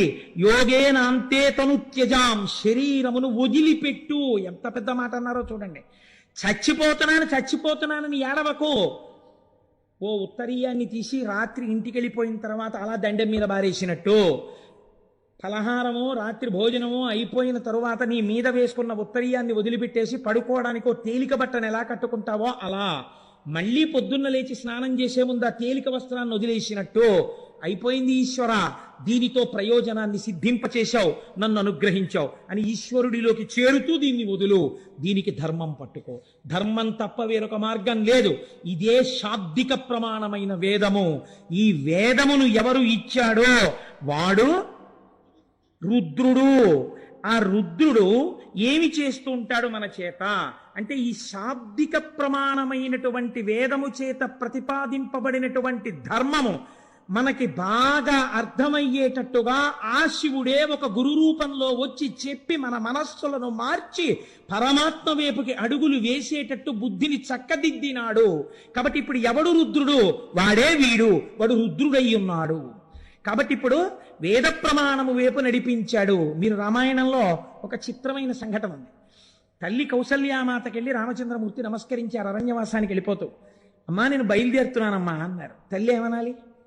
నాన్న లౌకికంగా పెట్టిందనుకోండి రక్ష ఆవిడంది, లక్ష్మణుడు వచ్చి తిరగబడవాయా దశరథ మహారాజు మీద, చంపేస్తానంటే నువ్వు ఒప్పుకోలేదు, ధర్మం పట్టుకున్నావు. నాకు తెలిసి రామా, ఇది ఒక తల్లి నేర్పవలసిన మాట. ఒక తల్లి కొడుకు గురించి ఈ మాట అన్ననాడు పొంగిపోయిన మాట. ఒక తల్లి ఏ లోకంలో ఉన్నా ఎప్పుడు సంతోషిస్తుందో తెలుసా అండి? ఏ తల్లి కన్న బిడ్డడవో నయ్యా, నిజంగా ఇంత గొప్పగా ప్రవర్తిస్తున్నావు, ఎంతమందిని సంతోషపెడుతున్నావయ్యా అన్ననాడు ఆ తల్లి సంతోషిస్తుంది. ఏ లోకంలో ఉన్నా మృత్యుబాధను అనుభవించి నేను వీడిని ప్రసవించినందుకు వీడు నా పేరు నిలబెట్టాడని నా కన్న కడుపు సార్థకమైందంటుంది. కౌసల్యా లోకభర్తారం సుషివేయం మనస్వినీతం మమార్థం సుఖం పృచ్ఛా శిరసా చాభివాదయా అంది సీతమ్మ తల్లి సుందరకాండలో. అందరూ తల్లులు బిడ్డల్ని కన్నారు వాళ్ళ కోసం. మా అత్త కౌసల్య అలా కన్లా, లోక కళ్యాణాన్ని తీసుకురాగలిగిన రామచంద్రమూర్తిని కంది. అటువంటి బిడ్డని కన్న మా అత్త కడుపుకి నమస్కారం అని చెప్పింది. అందుకని తల్లికి తెలుసు రామచంద్రమూర్తి ఎంత ధర్మం పట్టుకుంటాడో.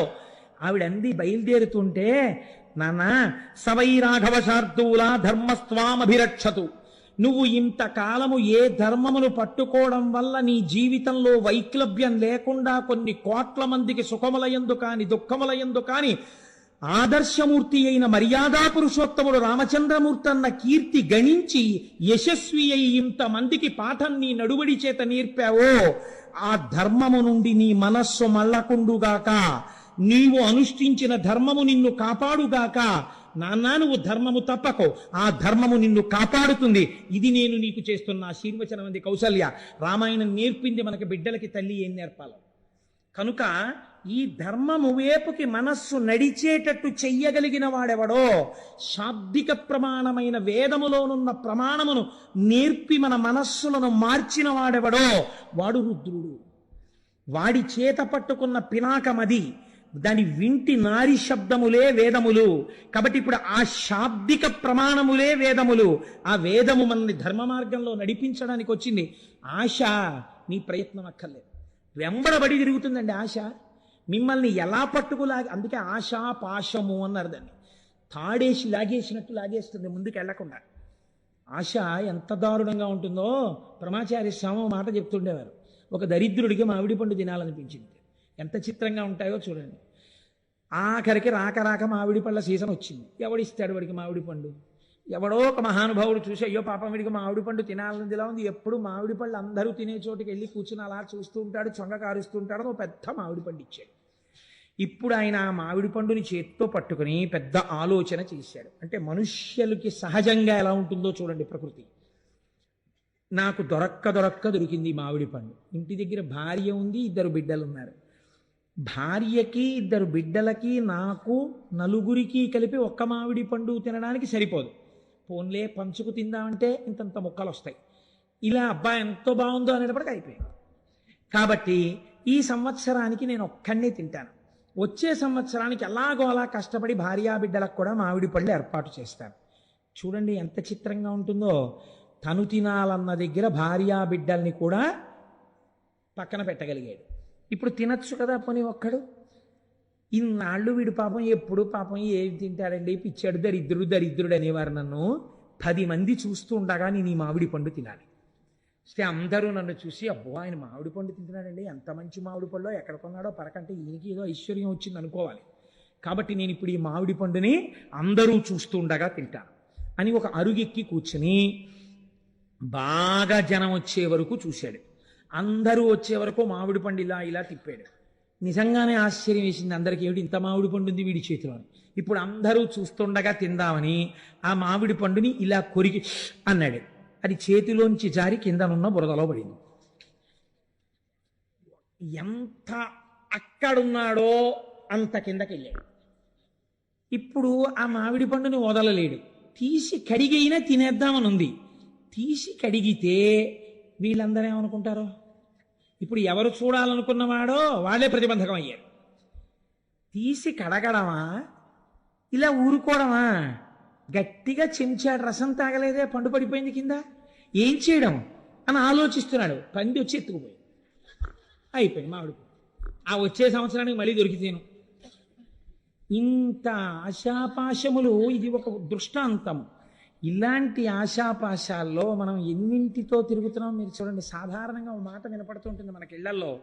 ఎక్కడికైనా వెళ్ళినప్పుడు వాళ్ళ ఇంటికి ఫంక్షన్కి వెళ్తున్నాం కదా, అదేంటి ఇలా పెడితే ఏం బాగుంటుంది, ఈ చీర కట్టుకోనా బాబాయ్, వాళ్ళ మీద ఎందుకు, ఈ ఈ ఈ ప్యాంట్ వేసుకోనా అంటే నా మీదే కదా, ఈ ప్యాంట్ వేసుకోనా, ఈ షర్ట్ వేసుకోనా, ఇలా బెల్ట్ పెట్టుకోనా, ఇలా టక్ చేసుకోనా, ఇలా స్ప్రే కొట్టుకోనా, అదేంటి మంచి గాడీ డిజైన్ ఉన్న షర్ట్ వేసుకోనా, ప్లెయిన్ షర్ట్ బాగుంటుందా, ఫుల్ హ్యాండ్స్ వేసుకోనా, హాఫ్ హ్యాండ్స్ వేసుకోనా, ఇన్ని అడుగుతాడు. బ్రాస్లెట్ చెస్ట్లో ఉందా, లాకర్లో ఉందా, ఇంట్లో ఉందా, ఓసారి పెట్టుకోనా. బ్రాస్లెట్ పెట్టుకుని ఫుల్ హ్యాండ్స్ వేసుకుంటే కనపడుతుందా, హాఫ్ హ్యాండ్స్ వేసుకుని బ్రాస్లెట్ వేసుకోనా. ఎన్ని దిక్కుమాల ఆలోచనండి. దీనికి ట్రైనింగ్ కావాలండి మీకు ఎవడైనా వచ్చి చెప్పాలండి, నేర్పాలా? సహజంగా వస్తాయి.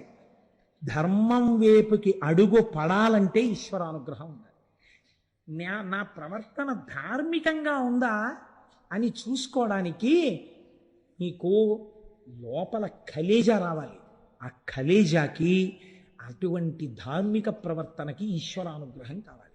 అలాంటి అనుగ్రహం ఇచ్చి నడిపించేవాడెవడో వాడు రుద్రుడు. ఇప్పుడు నాకు అక్కర్లేదనేవాడు ఎవడైనా ఉంటే నాకు చూపించండి రుద్రుణ్ణి. నమస్తే రుద్రమన్యవ ఉతోత ఇషవే నమః. నీ కోపం వస్తే ఇన్ని భ్రష్టత్వాలు వస్తాయి. అందుకని వద్దా, ఆ ధనస్సు వద్దు, ఈ ధనస్సు పట్టుకో, ఇది అందుకని పినాకి అని పిలిచింది శాస్త్రం ఆయన్ని. కాబట్టి ఇప్పుడు చూడండి అంటున్నారు రుత్, రుద్ర శబ్దములో రుత్ అన్న మాట ఉంది. ఈ రుత్ తాం భక్తేభ్యో ద్రావయతి. రుత్ అంటే ప్రతిబంధకము, అడ్డము. ఒక అడ్డం ఉంది. ఈ అడ్డం ఉండడం వల్ల వాడు ఈశ్వరుణ్ణి చేరలేకపోతున్నాడు. చేరలేక మనస్సు నిలబట్టలేదు, ఈశ్వరాభిముఖం కావట్లేదు. ఈశ్వరుణ్ణి గట్టిగా పట్టుకున్నాడు. రోషీరోయదు కామినీ జనుల తారుణ్యోరు సౌఖ్యంబులన్ బాసీబాయత పుత్రమిత్రధన సంపద్భ్రాంతి వంఛాలతల్ కోశీకోయదు నమనంబకట నీకున్ ప్రీతిగా సత్క్రియలు చేసి చేయదు దీని తుళ్ళన చవే శ్రీకాళహస్తీశ్వర అన్నాడు దుర్జటి. ఉన్నదున్నట్టు చెప్పుకున్నాడు కాబట్టి మహాపురుషుడయ్యాడు. కాబట్టి చూడండి, ఎవరు భగవంతుణ్ణి నిజంగా కోరుకుని ఈశ్వరా నేను ఈ కోరికల వల్ల, ఈ కారణాల వల్ల నిన్ను పొందలేకపోతున్నాను, వీటి మీద నా మనస్సు మరల్చు అని వెళ్ళి నిజాయితీతో చెప్పుకున్నాడో ఈశ్వరుడికి, ఆ నిజాయితీకి పొంగిపోయి తీసేస్తాడంతే ఆ ప్రతిబంధకాన్ని. అమ్మా నాకు చదవాలనే ఉందమ్మా, కానీ రాత్రి 10 అయ్యేటప్పటికీ నాకు నిద్ర వచ్చేస్తోందమ్మా, కాసేపు అమ్మా నువ్వు కూడా నా పక్కన కూర్చుని నాకు 10 అయ్యేటప్పటికి నిద్ర వచ్చేసేయకుండా నాకు ఇలా కళ్ళు పడిపోతుంటే ఒక్కసారి నన్ను కొట్టి నాకు ఒక్క 20 నిమిషాలు ఏమైనా మంచి మాటలు చెప్పావా, నేను మళ్ళీ 11 వరకు 11:30 వరకు చదువుకోగలను. అమ్మ నాతో పాటు కూర్చోవా అంది పిల్ల. కూర్చోవలసిన అవసరం తల్లికి ఏంటి? 9ంటికి హాయిగా పడుకోగలదు తల్లి. అలాగే నాన్న కూర్చుంటానండి. ఎవరి కోసం కూర్చుంది? 10 వరకు పనున్నా లేకపోయినా రేపు చెయ్యబోయే కూరకి ఇవ్వాలే, కూర తరుక్కుని ఏదో పని చేసుకుంటూ కూర్చుంది. 10 అయింది. పిల్ల చదువుకుంటున్న గదిలోకి వచ్చింది. ఇలా కునిక్కుపాట్లు పడుతుంది. లేపి ఓ గుక్కెడు టీయో కాఫీయో పాలో ఇచ్చి, కాసేపు నాన్న మీ నాన్నగారు ఎంత సంతోషపడిపోతారో, నీకు మంచి ర్యాంక్ వస్తే నాన్నగారు ఏమన్నారో తెలుసా, తల్లిగాడు తెల్లగా ఉంటాడు, వాడికి నేను 2 జతల గాజులు చేయిస్తాను, నా తల్లి 2 జతల గాజులు వేయించుకుంటే దాని రంగు మీద గాజులు అందమే కనపడదు, నా తల్లి బంగారం కన్నా గొప్పది అని మీ నాన్నగారు మురిసిపోతారు. మీ నాన్నగారు నీ చేతులకి 2 జతల గాజులు తెచ్చినప్పుడు ఎంత పొంగిపోవాలి. మరి నువ్వు కష్టపడి చదవాలి కదా నాన్న, నువ్వు 11:30 వరకు చదవ. అమ్మా ఇంకా నువ్వు 20 నిమిషాలు కూడా అక్కర్లేదు, ఇంకో 15 నిమిషాలు వేస్ట్, నువ్వు పడుకో నేను చదువుకుంటానని చదివేసుకుంది. అమ్మ ఏం చేసింది? ఏది లక్ష్యమును చేరడానికి ప్రతిబంధకమో దాన్ని తీసేసింది. మీకు ఈశ్వరుణ్ణి చేరడానికి ఏది ప్రతిబంధకమో, నమస్తే రుద్రమన్యవ ఉతోత ఇషవే నమః అని అభిషేకం చేస్తే, పారాయణ చేస్తే రుద్రాన్ని, శివాష్టోత్తరం చదివితే ఆయన ఆ ప్రతిబంధకాన్ని తీసేస్తాడు. ఇది రుద్రః, ఇది రక్షణ కలిగినటువంటి. అందుకని నమస్తే రుద్రమన్యవ అంటూ వెళ్ళి ఆ చేతిలో ధనస్సుని రుద్రశబ్దంతో కలపడం వెనకాల కారణం అది. ఇప్పుడు రోదయతి శత్రువున్ రుద్ర, ఇప్పటి వరకు మిమ్మల్ని ఏడిపించిన వారు లేదా లోకమునకు శత్రువులైన వాళ్ళు, అంటే ఈశ్వరుడు ప్రతిపాదించినటువంటి ధర్మమునకు విరుద్ధమైన మార్గములో ప్రవర్తించడమునందు మమేకమైన వారు, అటువంటి వారిని ఏడిపించేవాడు. అంటే మాకు ఒంట్లో బలం ఉంది కదా అని తిరిగారు రాక్షసులు, అంటే ఈశ్వర మార్గమును విస్మరించిన వారు, వాళ్ళని మట్టు పెట్టగలిగిన వాడు, వాళ్ళని ఏడిపించగలిగిన వాడు. రుదం రోదనం ద్రావయతీతివా రుద్ర, నీకు అపారమైనటువంటి దుఃఖం ఉంది ఒక కారణం చేత, అది ఏదైనా కారణం కావచ్చు. ఇప్పుడు మీరు ఒక్కటి మాత్రం వేదాంతంలో జ్ఞాపకం పెట్టుకోండి, చేసిన పాపమునకు ఏడవవలసినదే ఎవడైనా. అది ఆ ఏడుపు ఎలా ఉంటుంది అంటే, మీకు బాగా ఏ వస్తువు ప్రీతిపాత్రమైతే ఆ వస్తువు జోలికి విడితే బాగా ఏడవగలరు. అంటే పెద్ద పాపం ఉందనుకోండి, చాలా కాలం విడిపించాలంటే వస్తువు జోలికి వెళ్ళాలి కదండి. ఈశ్వరానుగ్రహం బాగా ఉందనుకోండి, శాశ్వతంగా దూరం చేయకుండా మీ కళ్ళ ముందే ఉంచి మీకు లేనిది చెయ్యొచ్చు ఒక్కొక్కసారి. ఇలా కూడా జరుగుతుంటుంది లోకంలో. చిత్రం ఎలా చెప్పండి, తన కొడుకే ఫోన్ చేశాడు.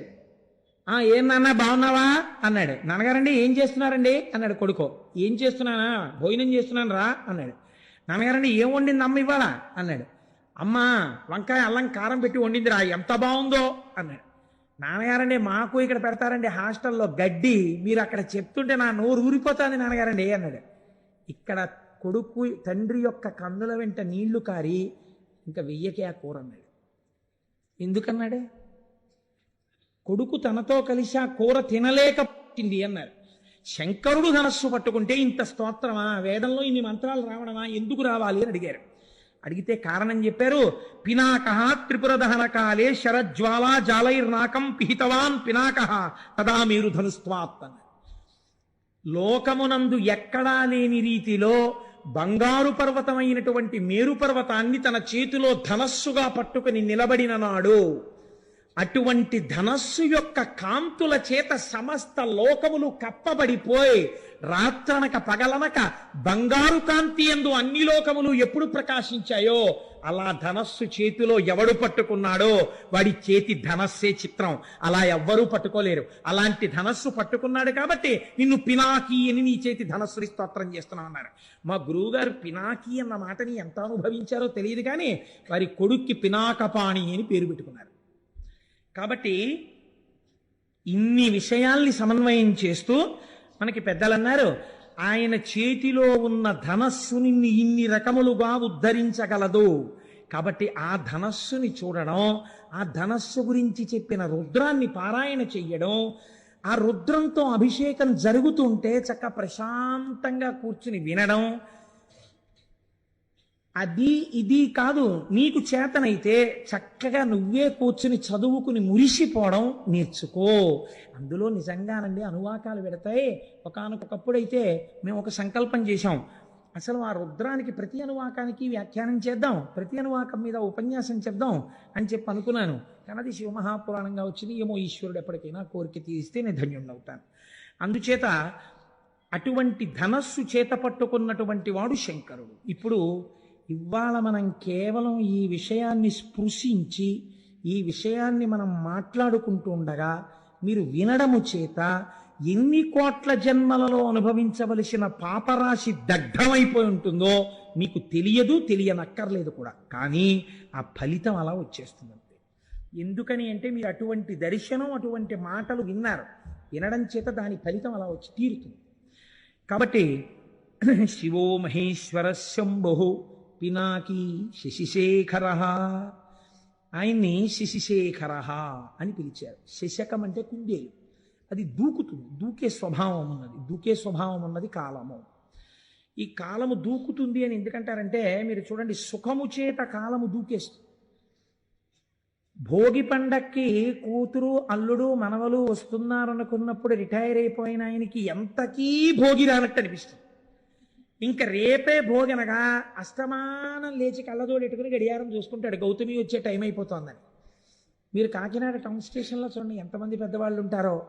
ఆ కూతుళ్ళని కౌగలించేసుకుని అల్లుళ్ళని గౌరవించేసి ఆ మనవల్ని చేత్తో పట్టుకుని తాతగారండి తాతగారండి అంటుంటే వాళ్ళని ఆటోలు ఎక్కించుకుని కారులు ఎక్కించుకుని వెళ్ళిపోయి ఆ మనవలతో ఆడుకుని కనుమ వస్తుంది, అంతే కళ్ళ నీళ్లు ప్రారంభం. ఎందుకని వెళ్ళిపోతుంది కూతురు అల్లుడును. ఏమిటో వచ్చిందనుకున్నంతసేపు పట్లేదు ఇట్టి అయిపోయింది, భోగి నుంచి కనుమకు వచ్చేసామంటాడు. దూకేసింది కాలం సుఖంలో కదండి. కాబట్టి శశకము చంద్రుడి ఎందు కుందేలు ఉంటుంది. అందుకే కాలము దూకుతుంది, కాలము నిబ్బరంగా ఉంటుంది. ఒక్కొక్కసారి దుఃఖంలో ఉన్నాడు అనుకోండి, ఈ కాలం గడవట్లేదండి అసలు. అంటే 20వ తారీఖుని డబ్బులు అయిపోయాయి అనుకోండి, ఏమిటో ఈ నెల గడవట్లేదండి అసలు, 31 వస్తుందా అంటాడు. కాబట్టి కాలం చాలా గడుసుగా గంభీరంగా ఉన్నట్టుంటుంది. కాబట్టి మీరు ఈ దాంట్లో అర్థం చేసుకోవలసిన రహస్యం ఒకటి ఉంది. మీరు అసలు దాన్ని పట్టుకుంటే శశిశేఖర అన్న మాటకున్నటువంటి తాత్వికమైన అర్థం మీకు అర్థం అవుతుంది. ఈ కాలమునందు మీకేమొస్తోంది? ఇప్పుడు నేను చెప్పిన 2 ఉదాహరణల్లో మీకేమర్థమైంది? ఒకదాని యందు సుఖం ఉంది, ఒకదాని యందు దుఃఖం ఉంది. దుఃఖం ఉన్నప్పుడు కాలం కదలనట్టు అనిపిస్తోంది, సుఖం ఉన్నప్పుడు దూకేసినట్టు అనిపిస్తోంది. దూకేసినట్టు కనపడిన కాలాన్ని, దూకనట్టు కనపడిన కాలాన్ని మీరు వైదిక సమన్వయం చేస్తే క్యాలెండర్లు, డేట్లు, జనవరిలు, ఫిబ్రవరిలు పక్కన పెట్టేయండి, అది మన సంప్రదాయం కాదు. మీరు రోజు చెప్పేటప్పుడు కాలాన్ని ఎలా చెప్తారు? శ్రీ వ్యయనామ సంవత్సరే ఉత్తరాయణే శిశిర ఋతౌ మాఘమాసే శుక్లపక్షే పంచమ్యాం వాసర భౌమవాసరే శుభనక్షత్రే శుభయోగ శుభకరణయే బంగుడి విశేష విశిష్టాయాం శుభరిదౌ శ్రీమాన్ శ్రీమతః అని చెప్తున్నారా లేదా? ఈ తిథులు ఎలా వస్తున్నాయి? శుక్లపక్షే అని చెప్తున్నారా? శుక్లపక్షం దేనివల్ల వస్తుంది? చంద్రుడి యొక్క కళలు వృద్ధి పొందితే శుక్లపక్షం వస్తుంది. చంద్రుడి యొక్క కళలు జారిపోతే కృష్ణపక్షం వస్తుంది. ఒక శుక్లపక్షం ఓ కృష్ణపక్షం వస్తే ఓ నెల వస్తుంది. అలా కొన్ని నెలలు కలిస్తే ఓ సంవత్సరం వస్తుంది, కొన్ని సంవత్సరాలు కలిస్తే ఓ పుష్కరం వస్తుంది. ఇలా మీకు ఆధారం ఏమిటి? చంద్రుడి యొక్క కళలు దిగడం పెరగడం. చంద్రుడి కళలు దిగడం పెరగడం ఏదో ఒక కళలోంచి రావాలి కదా. ఆ కళలోంచి పెరుగుతున్న కళలు, ఈ వెళ్ళిపోతున్న కళలు మళ్ళీ ఆ కళలోకి వెళ్ళిపోవాలి కదా. అటువంటి శాశ్వతమైన చంద్రకళ ఏది ఉందో అది పార్వతీ పరమేశ్వరుల యొక్క కిరీటముల మీద ఉంటుంది. ఇప్పుడు ఈ కాలాన్ని మీరు దేని పెట్టి కొలుస్తున్నారో ఈ కాలమంతా ఆయన కిరీటం మీద ఒక ఆభరణం అయి ఉంది. కాలం ఆయనకి ఆభరణము, మీరు కాలమునకు వశులు. ఎంత తేడా వచ్చింది చూడండి. కాలమునకు వశులైన మిమ్మల్ని కాలాతీతుల్ని చేసి తనతో సమానమైన వాడిగా చేసుకోగలడు. ఇది శశిశేఖర. అసలు నిజమైన తాత్వికమైన అర్థం అది. ఎవరు ఆయన పాదములు పట్టుకుంటున్నారో అటువంటి వాడికి జ్ఞానమిచ్చి కాలాతీతుణ్ణి చేసి మళ్ళీ పుట్టవలసిన అవసరం లేకుండా ఇదే చిట్ట చివరి మరణము. ఎందుకని? ఇక మళ్ళీ మరణం లేదు, ఎందుకంటే పుట్టుక లేదు. కాబట్టి ఈ స్థితికి పెంచగలడు. కాలము ఆభరణముగా ఉన్నవాడని చెప్పడానికే చంద్రరేఖని పొంది ఉంటాడు. మోక్షం ఇయ్యగలిగిన వాడని చెప్పడమే చంద్రరేఖని ధరించి ఉండడం. ఇదే శశిశేఖర. అసలు తాత్వికమైన రహస్యం అది, శశిశేఖర అన్న మాటకి. సరే, కానీ మనం అంటాం సోమనాథలింగము అన్న విషయాన్ని ప్రస్తావన చేస్తాం. కానీ ఇది కూడా పరమ సత్యం. లేకపోతే జ్యోతిర్లింగం రాదుగా. మీరు చూడండి, మళ్ళీ ఇక్కడ ఒక చిత్రమైన మాట ఉందండి. శివ సంబంధమైన విషయాల్లో కొన్ని ఆశ్చర్యకరమైన మాటలు ఉంటాయి. మీరు కంచిలో ఉండేటటువంటి లింగం దగ్గరికి వెళ్ళి ఇది జ్యోతిర్లింగము అని మీరు అన్నారనుకోండి, శాస్త్రం అంగీకరించదు. దాన్ని ఏమంటారంటే అష్టమూర్తుల యందు అది ఒక లింగము, పృథివీ లింగము అని పిలుస్తారు. పంచభూత లింగాల్లో అదొకటి. అలాగే కాళహస్తి పెడితే అది వాయులింగం, అది జ్యోతిర్లింగం కాదు. అలాగే మీరు జంబుకేశ్వరం పెడితే జలలింగం, అది జ్యోతిర్లింగం కాదు. కానీ మీరు కొన్ని లింగాలు ఉన్నాయి, వాటిని జ్యోతిర్లింగములని పిలుస్తారు. చాలా జాగ్రత్తగా మీరు పట్టుకునే ప్రయత్నం చేయండి. శశిశేఖర అన్న దాని తత్వంలోంచి జ్యోతిర్లింగం అని పిలిచినప్పుడు మీరు ఒక స్తోత్రం చదువుతుంటారు సాధారణంగా. మీకు అందరికీ నోటికొచ్చరి సౌరాష్ట్రే సోమనాథంచ శ్రీశైలే మల్లికార్జునం ఉజ్జయిన్యాం మహాకాళం ఓంకారం అమలేశ్వరం అని ఆ శ్లోకం అంతా చెప్పి ఆ చిట్ట చివర మనం ఆ మాట చెప్తుంటాం, ఏతాని ద్వాదశ లింగాని అని సాయం ప్రాతర్పటేన్నర అంటాం. ఇది ద్వాదశ జ్యోతిర్లింగ స్తోత్రము అని పిలుస్తాం. ఈ 12 మీరు జ్యోతిర్లింగములు అని పిలుస్తున్నారు కదండి.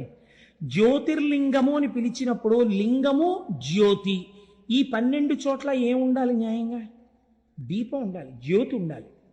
కానీ మీరు సౌరాష్ట్రం వెళ్ళారనుకోండి, సోమనాథ క్షేత్రానికి వెళ్ళారనుకోండి, అక్కడ మీకు దీపం కనపడుతోందా, శివలింగం కనపడుతోందా? శివలింగమే కనపడుతోంది.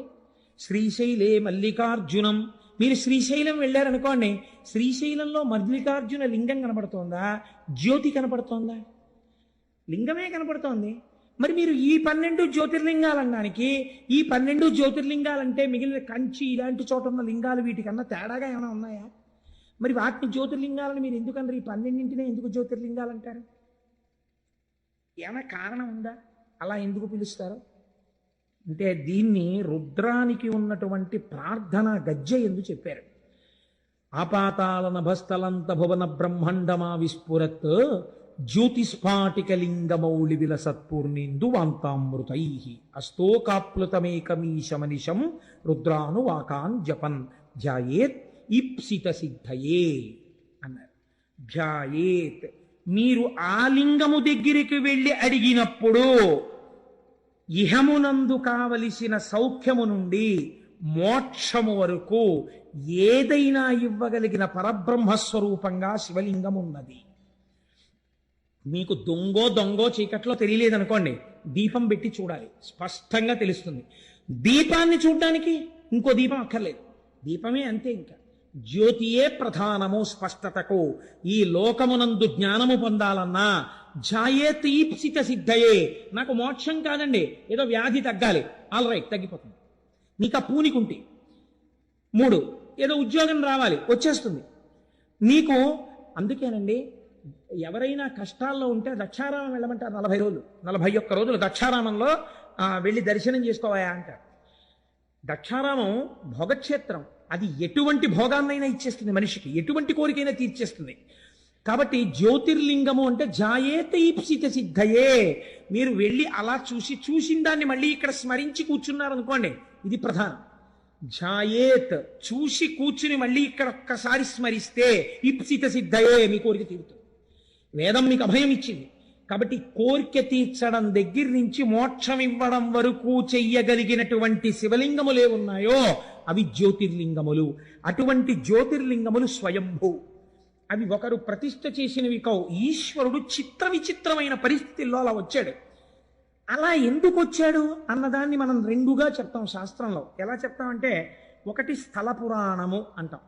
ఇది ఎందుకు వింటామంటే, మీరు సోమనాథం వెళ్ళారనుకోండి, అయితే శ్రీశైలం వెళ్ళారనుకోండి, శ్రీశైలం వెళ్ళి మల్లికార్జున లింగాన్ని దర్శనం చేసేసుకుని వచ్చేసారనుకోండి, ఒక స్థాయిలో గొప్పదేది. కానీ ఏమడుగుతామంటే, అయ్యా ఒక్కసారి దీని స్థల పురాణం చెప్పండి మాకు అని అడుగుతాం. అంటే ఎందుకు వచ్చిందో ఆ లింగం చెప్తారు. గుడిలోకి వెళ్ళిన తరువాత దర్శనం చేసుకున్నప్పుడు వినేటటువంటి స్థల పురాణమే మీరు జ్యోతిర్లింగముల యొక్క ఆవిర్భావ చరిత్రగా పురాణాంతర్గతముగా వింటే ద్విగుణీకృతమైనటువంటి ఫలితాన్ని దర్శనం చేసి ధ్యానం చేసిన ఫలితం ఎంతదో అంత ఫలితాన్ని ఇస్తుంది. ఇప్పుడు 12 జ్యోతిర్లింగాల్ని శివమహాపురాణాంతర్గతంగా మీరు విన్నారనుకోండి, అందుకు తీసుకొస్తారు. ఇప్పుడు మీకు ఏ ఫలితం వేస్తారంటే, మీరు ఈ దేశములో ఉన్న 12 జ్యోతిర్లింగాల్ని సశాస్త్రీయంగా ఎలా దర్శనం చెయ్యాలో అలా దర్శనం చేసేసినటువంటి ఫలితాన్ని మీ ఖాతాలో వేసేస్తారు. కనుక పురాణంలోకి వీటిని తీసుకొస్తారు. కాబట్టి ఇప్పుడు శశిశేఖర సోమనాథ జ్యోతిర్లింగము వదిలిపెట్టేయచ్చా? వదిలిపెట్టకూడదు, స్మరించాలి. ఎందుకు వచ్చిందో చెప్పుకోవాలి. ఒకసారి చెప్పుకుంటే ఏమవుతుంది? మీరు ఇక్కడ స్మరిస్తున్నారు దాని కథని. అది స్మరించడం చేత స్వయంభూ అయినటువంటి పరమాత్మ ప్రసన్నుడై, మీరు అది వింటున్నప్పుడు మీకు తెలియకుండానే మీరు ఆ సోమనాథ క్షేత్రం ఇలా ఉంటుంది అని మనస్సు అక్కడికి వెళ్ళిపోతుంది. అది వింటారు. ధ్యాయేత్, ధ్యానం చేసింది. మామూలుగా అయితే ఒక క్షణం చేస్తుంది, ఇప్పుడు ఒక అరగంట చేస్తుంది. అపారమైనటువంటి ఫలితాన్ని ఇచ్చేస్తుంది. అలా 12 జ్యోతిర్లింగాలు విన్నారనుకోండి, ఏమవుతుంది? అందుకని పురాణ శ్రవణం చెయ్యి అంటారు. ఇప్పుడు విన్నవాడికి ఏమవుతుంది? 12 జ్యోతిర్లింగాల దర్శనం చేసవచ్చే ఫలితం ఏదో అది వాడి ఖాతాలో వేసేస్తారు. అందుకే పూర్వం అందరూ వెళ్ళలేరని ప్రత్యేకంగా మన వాళ్ళు వెర్రివాళ్ళై పురాణం చెప్పించలేదండి. ఒక ఆయన్ని పట్టుకు తెచ్చుకుని, అయ్యా మాకు పురాణం చెప్పండి అంటే ఆయన ఓ పుస్తకం పెట్టుకుని చక్కగా చదువుతుంటే, ఆయన చెప్తుంటే భక్తి శ్రద్ధలతో అలా వినేవారు. ఇది ఇలా ఉంటుందా అండి, దీనికి హేతు ఉంటుందా అండి అని అడిగేవారు కాదు. శ్రద్ధ అలా ఉంటుంది, ఈశ్వరుడు స్వతంత్రుడు, అలా చెయ్యగలడు, వాళ్ళకి ఆ విశ్వాసంతో వినేవారు. అందుకే 80 ఏళ్ళు రానివ్వండి, చక్కగా మోకాళ్ళు నొప్పి లేదు, బీపీ లేదు, షుగర్ లేదు, కళ్ళజోడు లేదు, ఇనప రాయల్లే ఉండేవారు. ఇంత పప్పు అన్నం, ఇంత చారెడు నెయ్యి, ఇంత ఆవకాయ కలుపుకొని శుభ్రంగా తినేసి త్రేయించి వెళ్ళిపోయేవారు. ఎందుకుండేదంటే వాళ్ళకి భగవంతుని మీద విశ్వాసం లోపల జఠరాగ్నిగా ఉండేది. మనకు అన్నీ వేరువిరుపులే. అలా ఉంటుందా అండి? నీకు ఆకలి ఉండదు, అనుమానం సంశయాత్మ వినశ్యతి.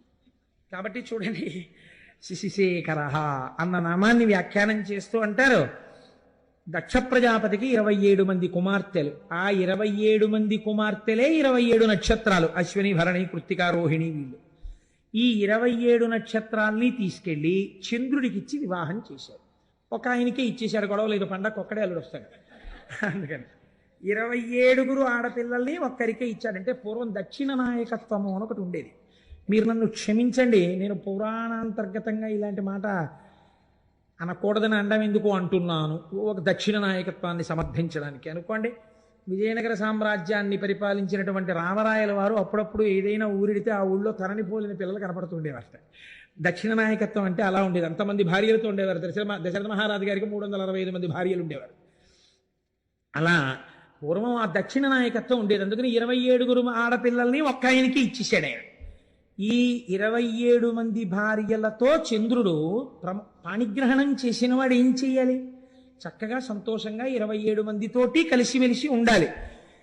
ఏదో ఒక ఆయన తాను రోజు పడక గదిలోకి వెళ్ళి చూసినట్టు, దానివల్ల గొడవలు వస్తున్నట్టు నువ్వు అలా ప్రవర్తించకని బుద్ధి చెప్పాడు వెంకటేశ్వర స్వామి వారికి.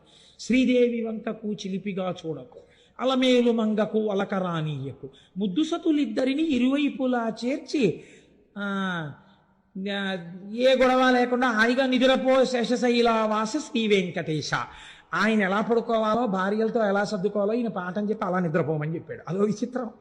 అంటే భావన చేత స్వేచ్ఛ కలిగి తన్మయత్వంతో పాడుకున్నటువంటి వాడికి హద్దెక్కడుందండి? కాబట్టి ఆయన అలా దర్శనం చేయగలిగాడు. అంటే ఆయన ఎప్పుడో ఈయన అలా చూడడం, ఆవిడ కొంచెం కోపడ్డం అవి ఆయన చూశాడు అనమాట. అందుకని నువ్వు అలా అనవసరంగా గొడవలు తెచ్చుకోక, పొద్దున్నే ఒక అమ్మవారు చిన్నబుచ్చుకుంటే మాకు కష్టంగా ఉంటుంది, ఇద్దరిని సమానంగా చూస్తూ పడుకో అన్నాడు ఆయన. అది ఎంత బుద్ధి చెప్పాడో, ఎంత స్వాతంత్రం అండి. నాకు అలాంటి పాటలు వినపడినప్పుడు చాలా ఆనందంగా ఉంటుంది. కాబట్టి సరే, ఇప్పుడు నేను దేని గురించి ప్రస్తావన చేయాలనుకుంటున్నానంటే 27 కన్యలతోటి భార్యలతోటి చంద్రుడు సంతోషంగా సమానంగా ఉండాలి. కానీ ఇక్కడ నేను ఒక్క మాట అంటే మీరు మరోలా అనుకోకండి, చంద్రుడి చరిత్ర ఎందొక దోషం ఉంది. ఏమా దోషము? మీకు దేవీ భాగవతంలో మొదటి కదా అదే. ఇప్పుడు నేను దాన్ని ప్రస్తావన చేస్తే దానికి మళ్ళీ వివరణ చేయాలంటే మహాప్రభావం 3 రోజులు పడుతుంది. ఎందుకు వచ్చిన గొడవ? అందుకని. కానీ ఆయన కొంచెం తొందరపడిపోవడం, యుక్తాయుక్త విచక్షణ లేకుండా ఏ స్త్రీ పట్ల అలా ప్రవర్తించడం మహాపాతకమని శాస్త్రం చెప్పిందో అలాంటి వాళ్లతో రమించడం కూడా చంద్రుడి చరిత్రలో ఒకచో ఉన్నది. దాని విశేషార్థం పక్కన పెట్టండి, మామూలుగా చరిత్ర ఎందు ఉన్నది.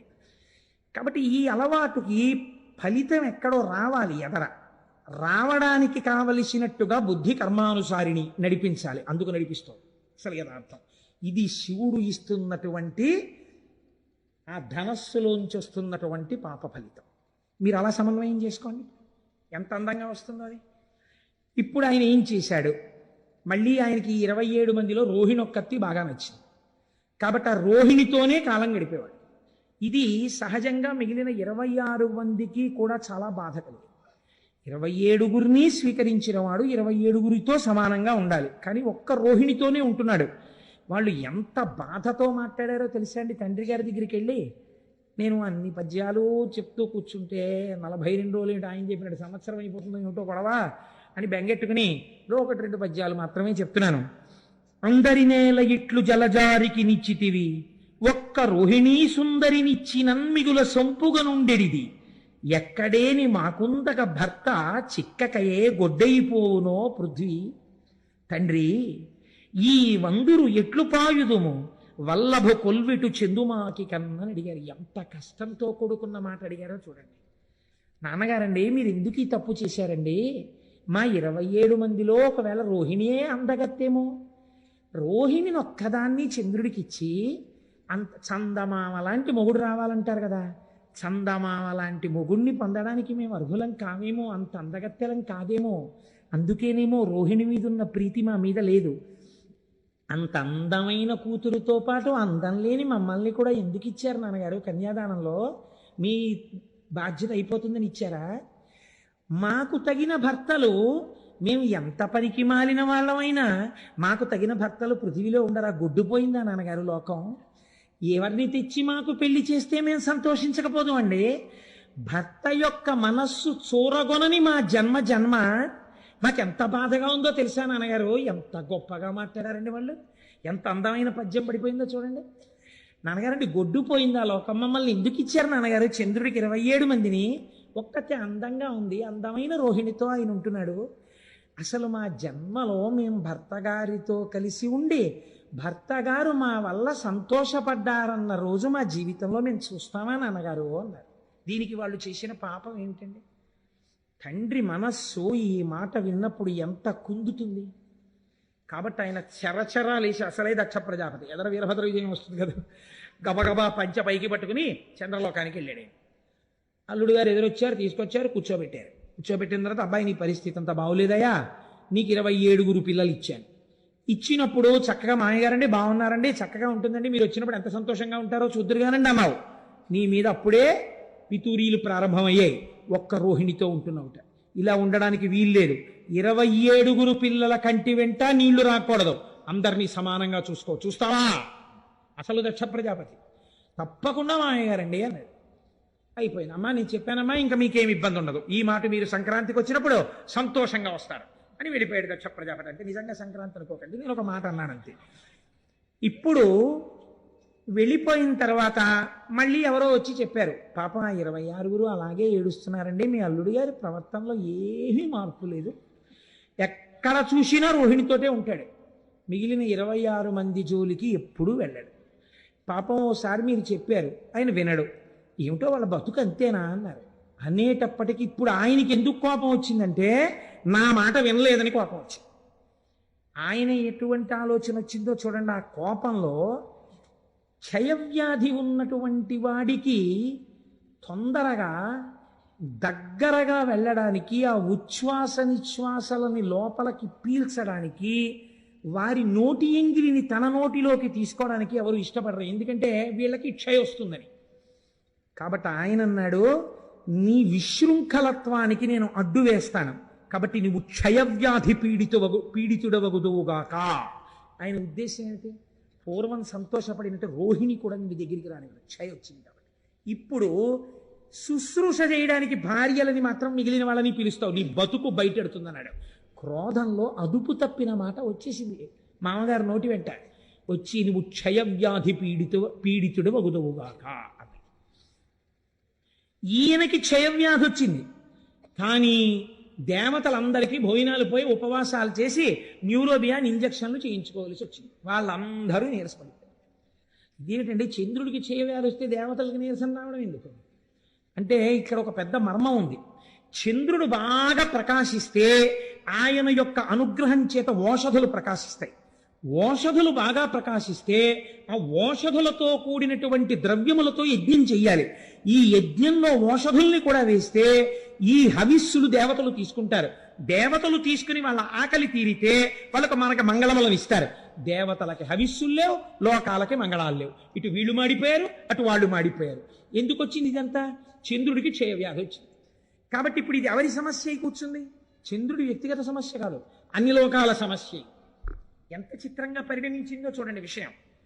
ఇప్పుడు వీళ్ళందరూ మాట్లాడుకున్నారు. అత్రి మహర్షిని పిలిచారు. అందరూ కలిసి చతుర్ముఖ బ్రహ్మగారి దగ్గరికి వెళ్ళారు. పెద్ద ఆయన పాపం ఆయన్ని అడుగుతారు అందరూ. ఆయన దగ్గరికి వెళితే చూడండి, మనం సాధారణంగా ఒక మాట అంటాం, ఏమండి వీడు ఇలా తప్పు చేశాడు, కొంచెం చేయనంటే వీడికి చెయ్యాలి ఉపకారం. వీడికండి చెయ్యాలి? మీరు తండ్రి, మీరు మర్చిపోయారేమో, వీడు చేసిన తప్పుడు పనులన్నీ నాకు బాగా గుర్తున్నాయి. ఎంత ఏడిపించాడంటే బృహస్పతిని, నాకు తెలీదా? ఆ రోజు నేనే కదా చతుర్ముఖ బ్రహ్మని జోక్యం చేసుకున్నాను. వీడికి అసలు ఇటువంటి ఇది రావాలి, బాగా వచ్చింది నాళ్ళకి, మామగారు బలి చేపించాడు. కానీ ఇగో వీళ్ళ కోసం ఓ మార్గం చెప్పక తప్పదు అని చెప్తాడు. చూసారా ఓ పెద్ద ఆయన, అలాగే చెప్పాడు బ్రహ్మగారు. ఆ పద్యం వినండి ఎంత గొప్పగా పడిందో. పరకాయ ప్రవేశం చేసి అత్యంత సహజమైన రచన చెయ్యడం అంటే అది. అయినను లోక సౌఖ్యమును నారసి చెప్పెదా. వీడు తుంటరివాడు, వీడికి చెప్పకూడదు అసలు. వీడి చేవ్యాధితో బాధపడిన గొడవేం లేదు. అయినను లోక సంక్షేమం కోసం చెప్తున్నా. ఇటు మీరు అటు వాళ్ళు బాధపడుతున్నారు కదా, అందుకు చెప్తానన్నాడు బ్రహ్మగారు. ఆ ప్రభాసమాన్యూనత రాఘహారియగు నొద్దిక వీడట చేరి శంకరున్ పూనిక కొల్చుచున్ తపసుభూని వసించిన కొన్ని నాళ్లకి గ్లానిని మాన్పగాగలదు కాలహరుండు దృఢంబు పొండికన్. నేను చెప్తున్నాను రా ఉపాయం. ఏహి లేరు, వీడు ప్రభాస క్షేత్రానికి వెళ్ళాలి. వెళ్ళి సముద్రపు ఒడ్డున ఉంది, అది అరేబియా మహాసముద్రం అని ఇప్పుడు మనం పిలుస్తున్నామే. ఆ సముద్రపు ఒడ్డుకు వెళ్ళి కూర్చుని ఆ ప్రభాస క్షేత్రంలో ఓ గుంట తవ్వి అందులో ఒక పార్థివలింగాన్ని పెట్టుకుని పంచాక్షరీ మహామంత్ర జపాన్ని మృత్యుంజయ మహామంత్రంతో కలిపి అనుష్ఠానం చేయాలి. ఎందుకని? క్షయం ఇచ్చేసింది కాబట్టి మృత్యుంజయ మంత్రంతో కలిపి అనుష్ఠానం చేయాలి. ఎంత శాపం ఉన్నా ఇటు బ్రాహ్మణ వాక్కుని కాపాడి అటు వీడు చచ్చిపోకుండానూ కాపాడాలంటే పరబ్రహ్మమునకు తప్ప వేరొకడికి సాధ్యం కాదు. కాబట్టి శంకరుడు మాత్రమే చెయ్యాలి ఈ పని. వీడిని పార్థివలింగాన్ని అర్చన చెయ్యమనండి అన్నారు. ఆ మాట చూడండి. ఉద్దిక వీడట చేరి, బ్రహ్మగారు మాట్లాడేటప్పుడు ఈయన్ని అండవు. ఆ చికాకుంది చంద్రుడి మీద, ఆయనకి కోపం ఉంది. అందుకని వీడిని అక్కడికి వెళ్ళమనండి. ఎంత బాగా అన్నారో చూడండి. ఒద్దిక వీడట, అక్కడైనా బుద్ధిగా కూర్చోవాలి. మళ్ళీ అక్కడికి వెళ్ళి కూర్చుని ఏదో పనులు మొదలెట్టకూడదు, మళ్ళీ ఏదో శాపాలు తెచ్చుకోకూడదు, మళ్ళీ నా దగ్గర రాకూడదు. ఉద్దిక అక్కడ కూర్చుని శివుడి గురించి ఆరాధన చేయమనండి, హోమనండి అక్కడ. అలాగేనండి బాబాయ్ అన్నాడు ఇప్పుడు అని. ఇప్పుడు బయలుదేరి ప్రభాస క్షేత్రం చేశాడు. ఏం చేస్తాడు? చేసిన పాపం అనుభవించాలి, వచ్చింది శిక్ష. కాబట్టి ఇప్పుడు అక్కడ కూర్చుని పంచాక్షరీ మహామంత్రాన్ని మృత్యుంజయ మహామంత్రంతో అనుసంధానం చేశాడు. ఇది ప్రసన్నుడు అంటే ఎవడు వ్యాధినిచ్చాడో వాడే శివాశర వ్యాయాతవ తయానో రుద్రమృడయా రక్షించాలి. ఇప్పుడు వెళ్ళి కూర్చుని జపం మొదలెట్టాడు. కొన్ని కోట్ల జపం అయిపోయిన తరువాత చంద్రోద్భాసిత శేఖరే స్మరహరే గంగాధరే శంకరే సర్పైర్భూషిత కంఠకర్ణ వివరే నేత్రోద్ధవైశ్వానరే దంతిత్వకృత సుందరాంబరధరే త్రైలోక్య సారే హరే మోక్షార్థం కురు చిత్త వృత్తి మమలాం అంతైస్తు కింకర్మభిః అంటారు శంకరాచార్యుల వారు. అటువంటి స్వరూపంతో భగవానుడు శంకరుడు ప్రత్యక్షమయ్యాడు. స ఉమ పార్వతీ సహితుడై ప్రత్యక్షమయ్యాడు. క్షయవ్యాధితో శుష్కించిపోయి ఉన్నాడు చంద్రుడు. ఏనాయనా ఏమిటి నీ అభీష్టం అని అడిగాడు. అయ్యా నాకు క్షయవ్యాధి తగ్గిపోవాలండి అన్నాడు. ఇప్పుడు నీ క్షయవ్యాధి పోతుంది అని పరమాత్మ అనగలరు అంటే ఎవరి మాట పోయింది? దక్ష ప్రజాపతి మాట పోయింది. అంటే నే శాపం పెట్టేవాడిని, నువ్వు రక్షించేవాడివా అంటాడు. కాబట్టి ఇప్పుడు ఇద్దరిని దృష్టిలో పెట్టుకోవాలి. అటు పెద్ద ఆయన మాట నిలబడిపోవాలి, ఇటు పిల్లాన్ని రక్షించాలి. ఇంత తప్పు చేసి ఉన్నవాడైనా తన పాదములు పట్టుకుంటే బుద్ధిని కూడా సంస్కరించాలి. అందుకే ఆ తర్వాత చంద్రుడు 27 భార్యలతో సమానంగా లేడన్నటువంటిది లేదని చెప్పడానికి ఉదాహరణే చాంద్రమానంలో మీరు చెప్తున్న తిథులు కదండి. అంటే చంద్రమానంలో ఎలా జరుగుతున్నాయి తిథులన్నీ? చంద్రుడు కూడుతున్నాడు కదా నక్షత్రాలతోటి. కాబట్టి ఇప్పుడు బుద్ధిని మార్చాడు. అదే కదండి, మరి అందుకేగా రుద్రశబ్దం వాడారు మీరు. ధర్మం వేపకు మారుస్తాడు బుద్ధిని అనే కదా మీరు రుద్రశబ్దం వాడారు. కాబట్టి ఇప్పుడు ఏం చేశాడు? బుద్ధిని ముందు మార్చి అటు పెద్ద ఆయన మాట నిలబెట్టాలి దక్ష ప్రజాపతి. కాబట్టి అన్నాడు, నీకు క్షయ ఉంటుంది కానీ 15 రోజులు క్షీణిస్తావు, 15 రోజులు వృద్ధి పొందుతుంటావు. కాబట్టి ఇంకా క్షయ పూర్తిగా లేదు కాబట్టి నశించిపోవు, ఎప్పుడూ హాయిగా ఉంటావు. సరికదా పిల్లాడా?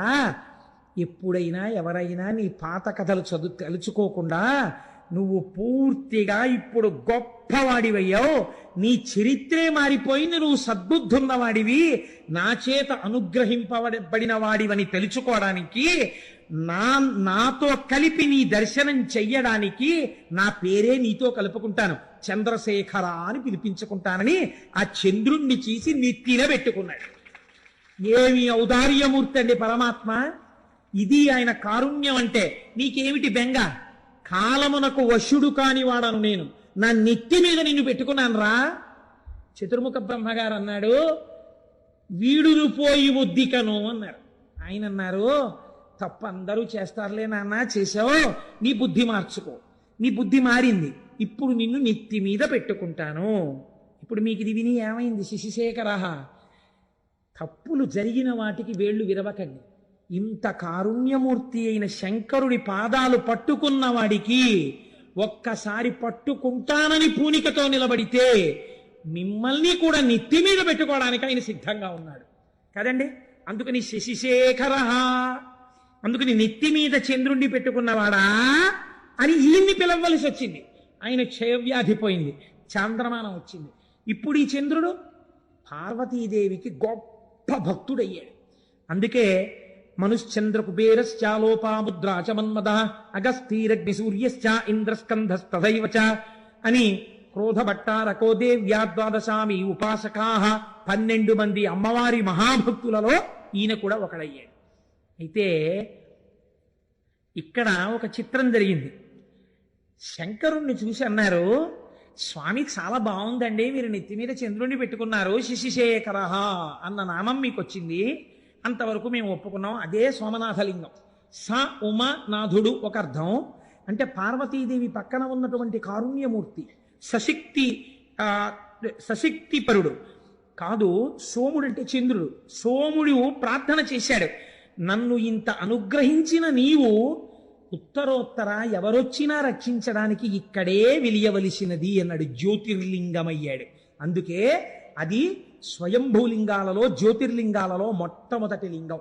మీకు తెలిసి వెళ్ళినా తెలియక వెళ్ళినా దీర్ఘకాలం పీడించేటటువంటి వ్యాధులు నయమవుతాయని, భవిష్యజ్జన్మలలో చేసిన పాపముల వలన భయంకరమైన వ్యాధులు, కుష్ఠవ్యాధి వంటి వ్యాధి రావలసినటువంటి పాపములు ఖాతాల్లో ఉండిపోయినా అవి భగ్నమైపోతాయని, సోమనాథలింగ దర్శనం చెయ్యాలని మనకి శాస్త్రం చెప్తోంది.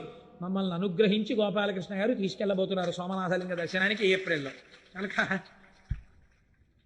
ఒకరన్నారు, అయ్యా ఇక్కడ వరకు బాగుందండి, చాలా బాగుంది, సోమనాథలింగ దర్శనం చెయ్యవలసిందే. ఈ లింగం మీద కన్నుబడే ఈ దేవాలయాన్ని ఎన్ని మాటలు ధ్వంసం చేశారో కొందరు.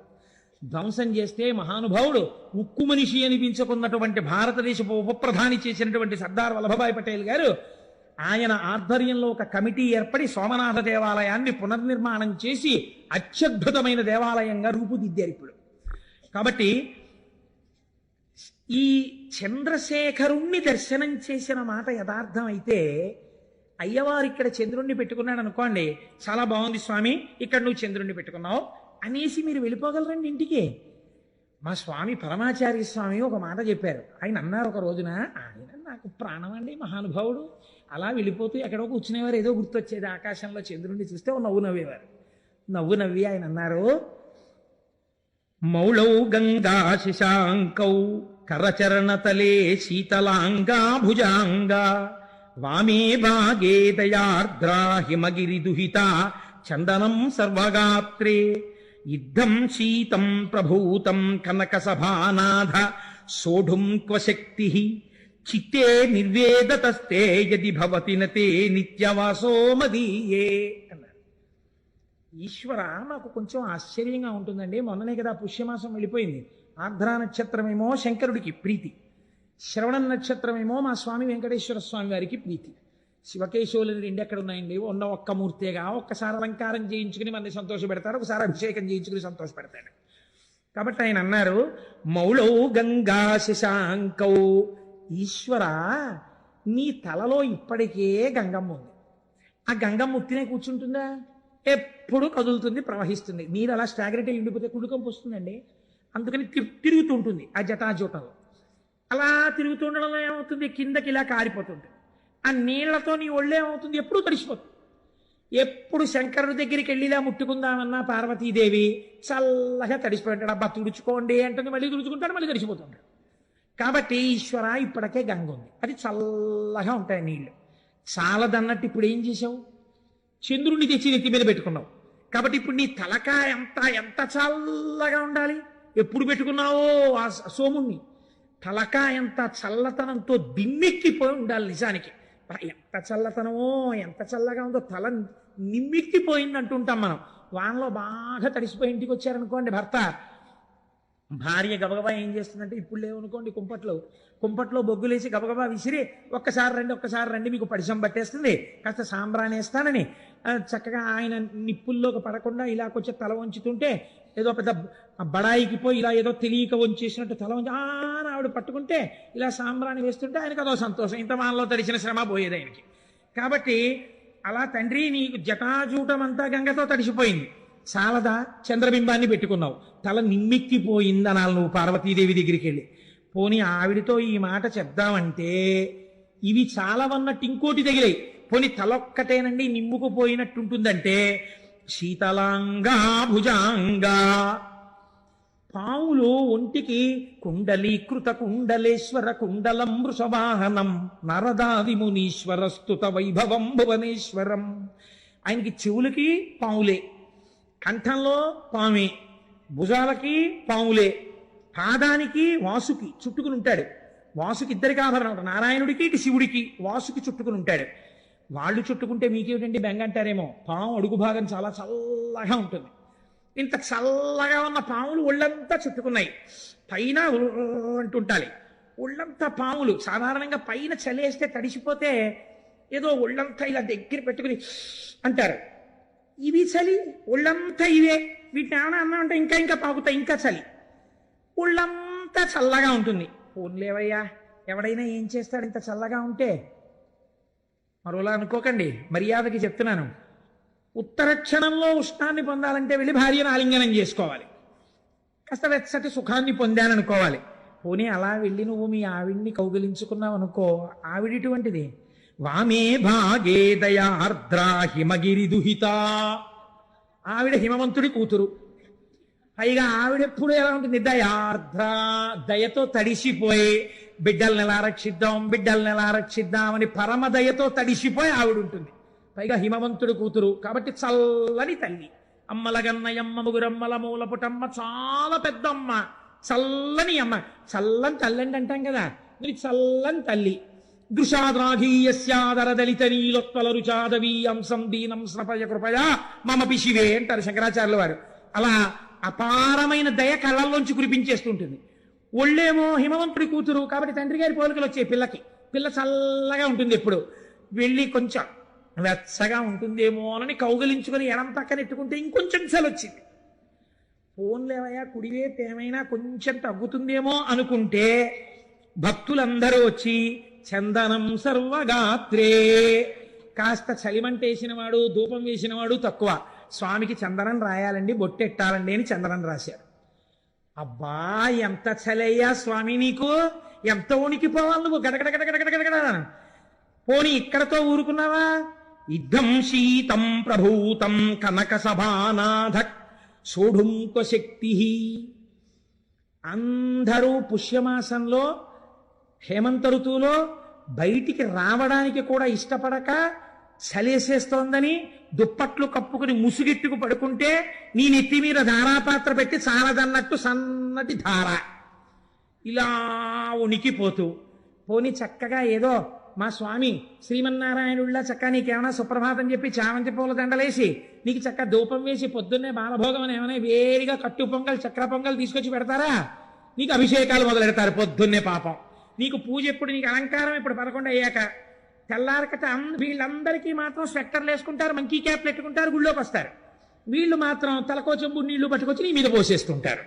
అయ్యయ్యో ఈశ్వరా, ఎంత చలయ్యా నీకు పరమాత్మ. సోఢుంప శక్తి, ఇంత చల్లగా ఉందే నీ పరిస్థితి, ఎలా తట్టుకుంటున్నావయ్యా వణకకుండా అని వెంటనే అన్నారు. నాకు అర్థమైంది ఎందుకు నీకు శక్తి వచ్చిందో తెలుసా? చిత్తే నిర్వేదతస్తే యది భవతి నతే నిత్యవాసో మదీయే.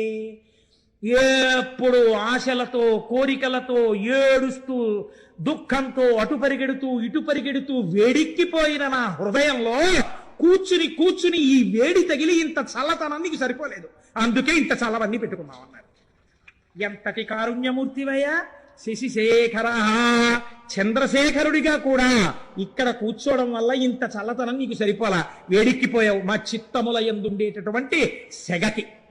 కాబట్టి మేము ఇటువంటి వాళ్ళం తండ్రి, మా మనస్సులు ఎలా చల్లబడతాయి?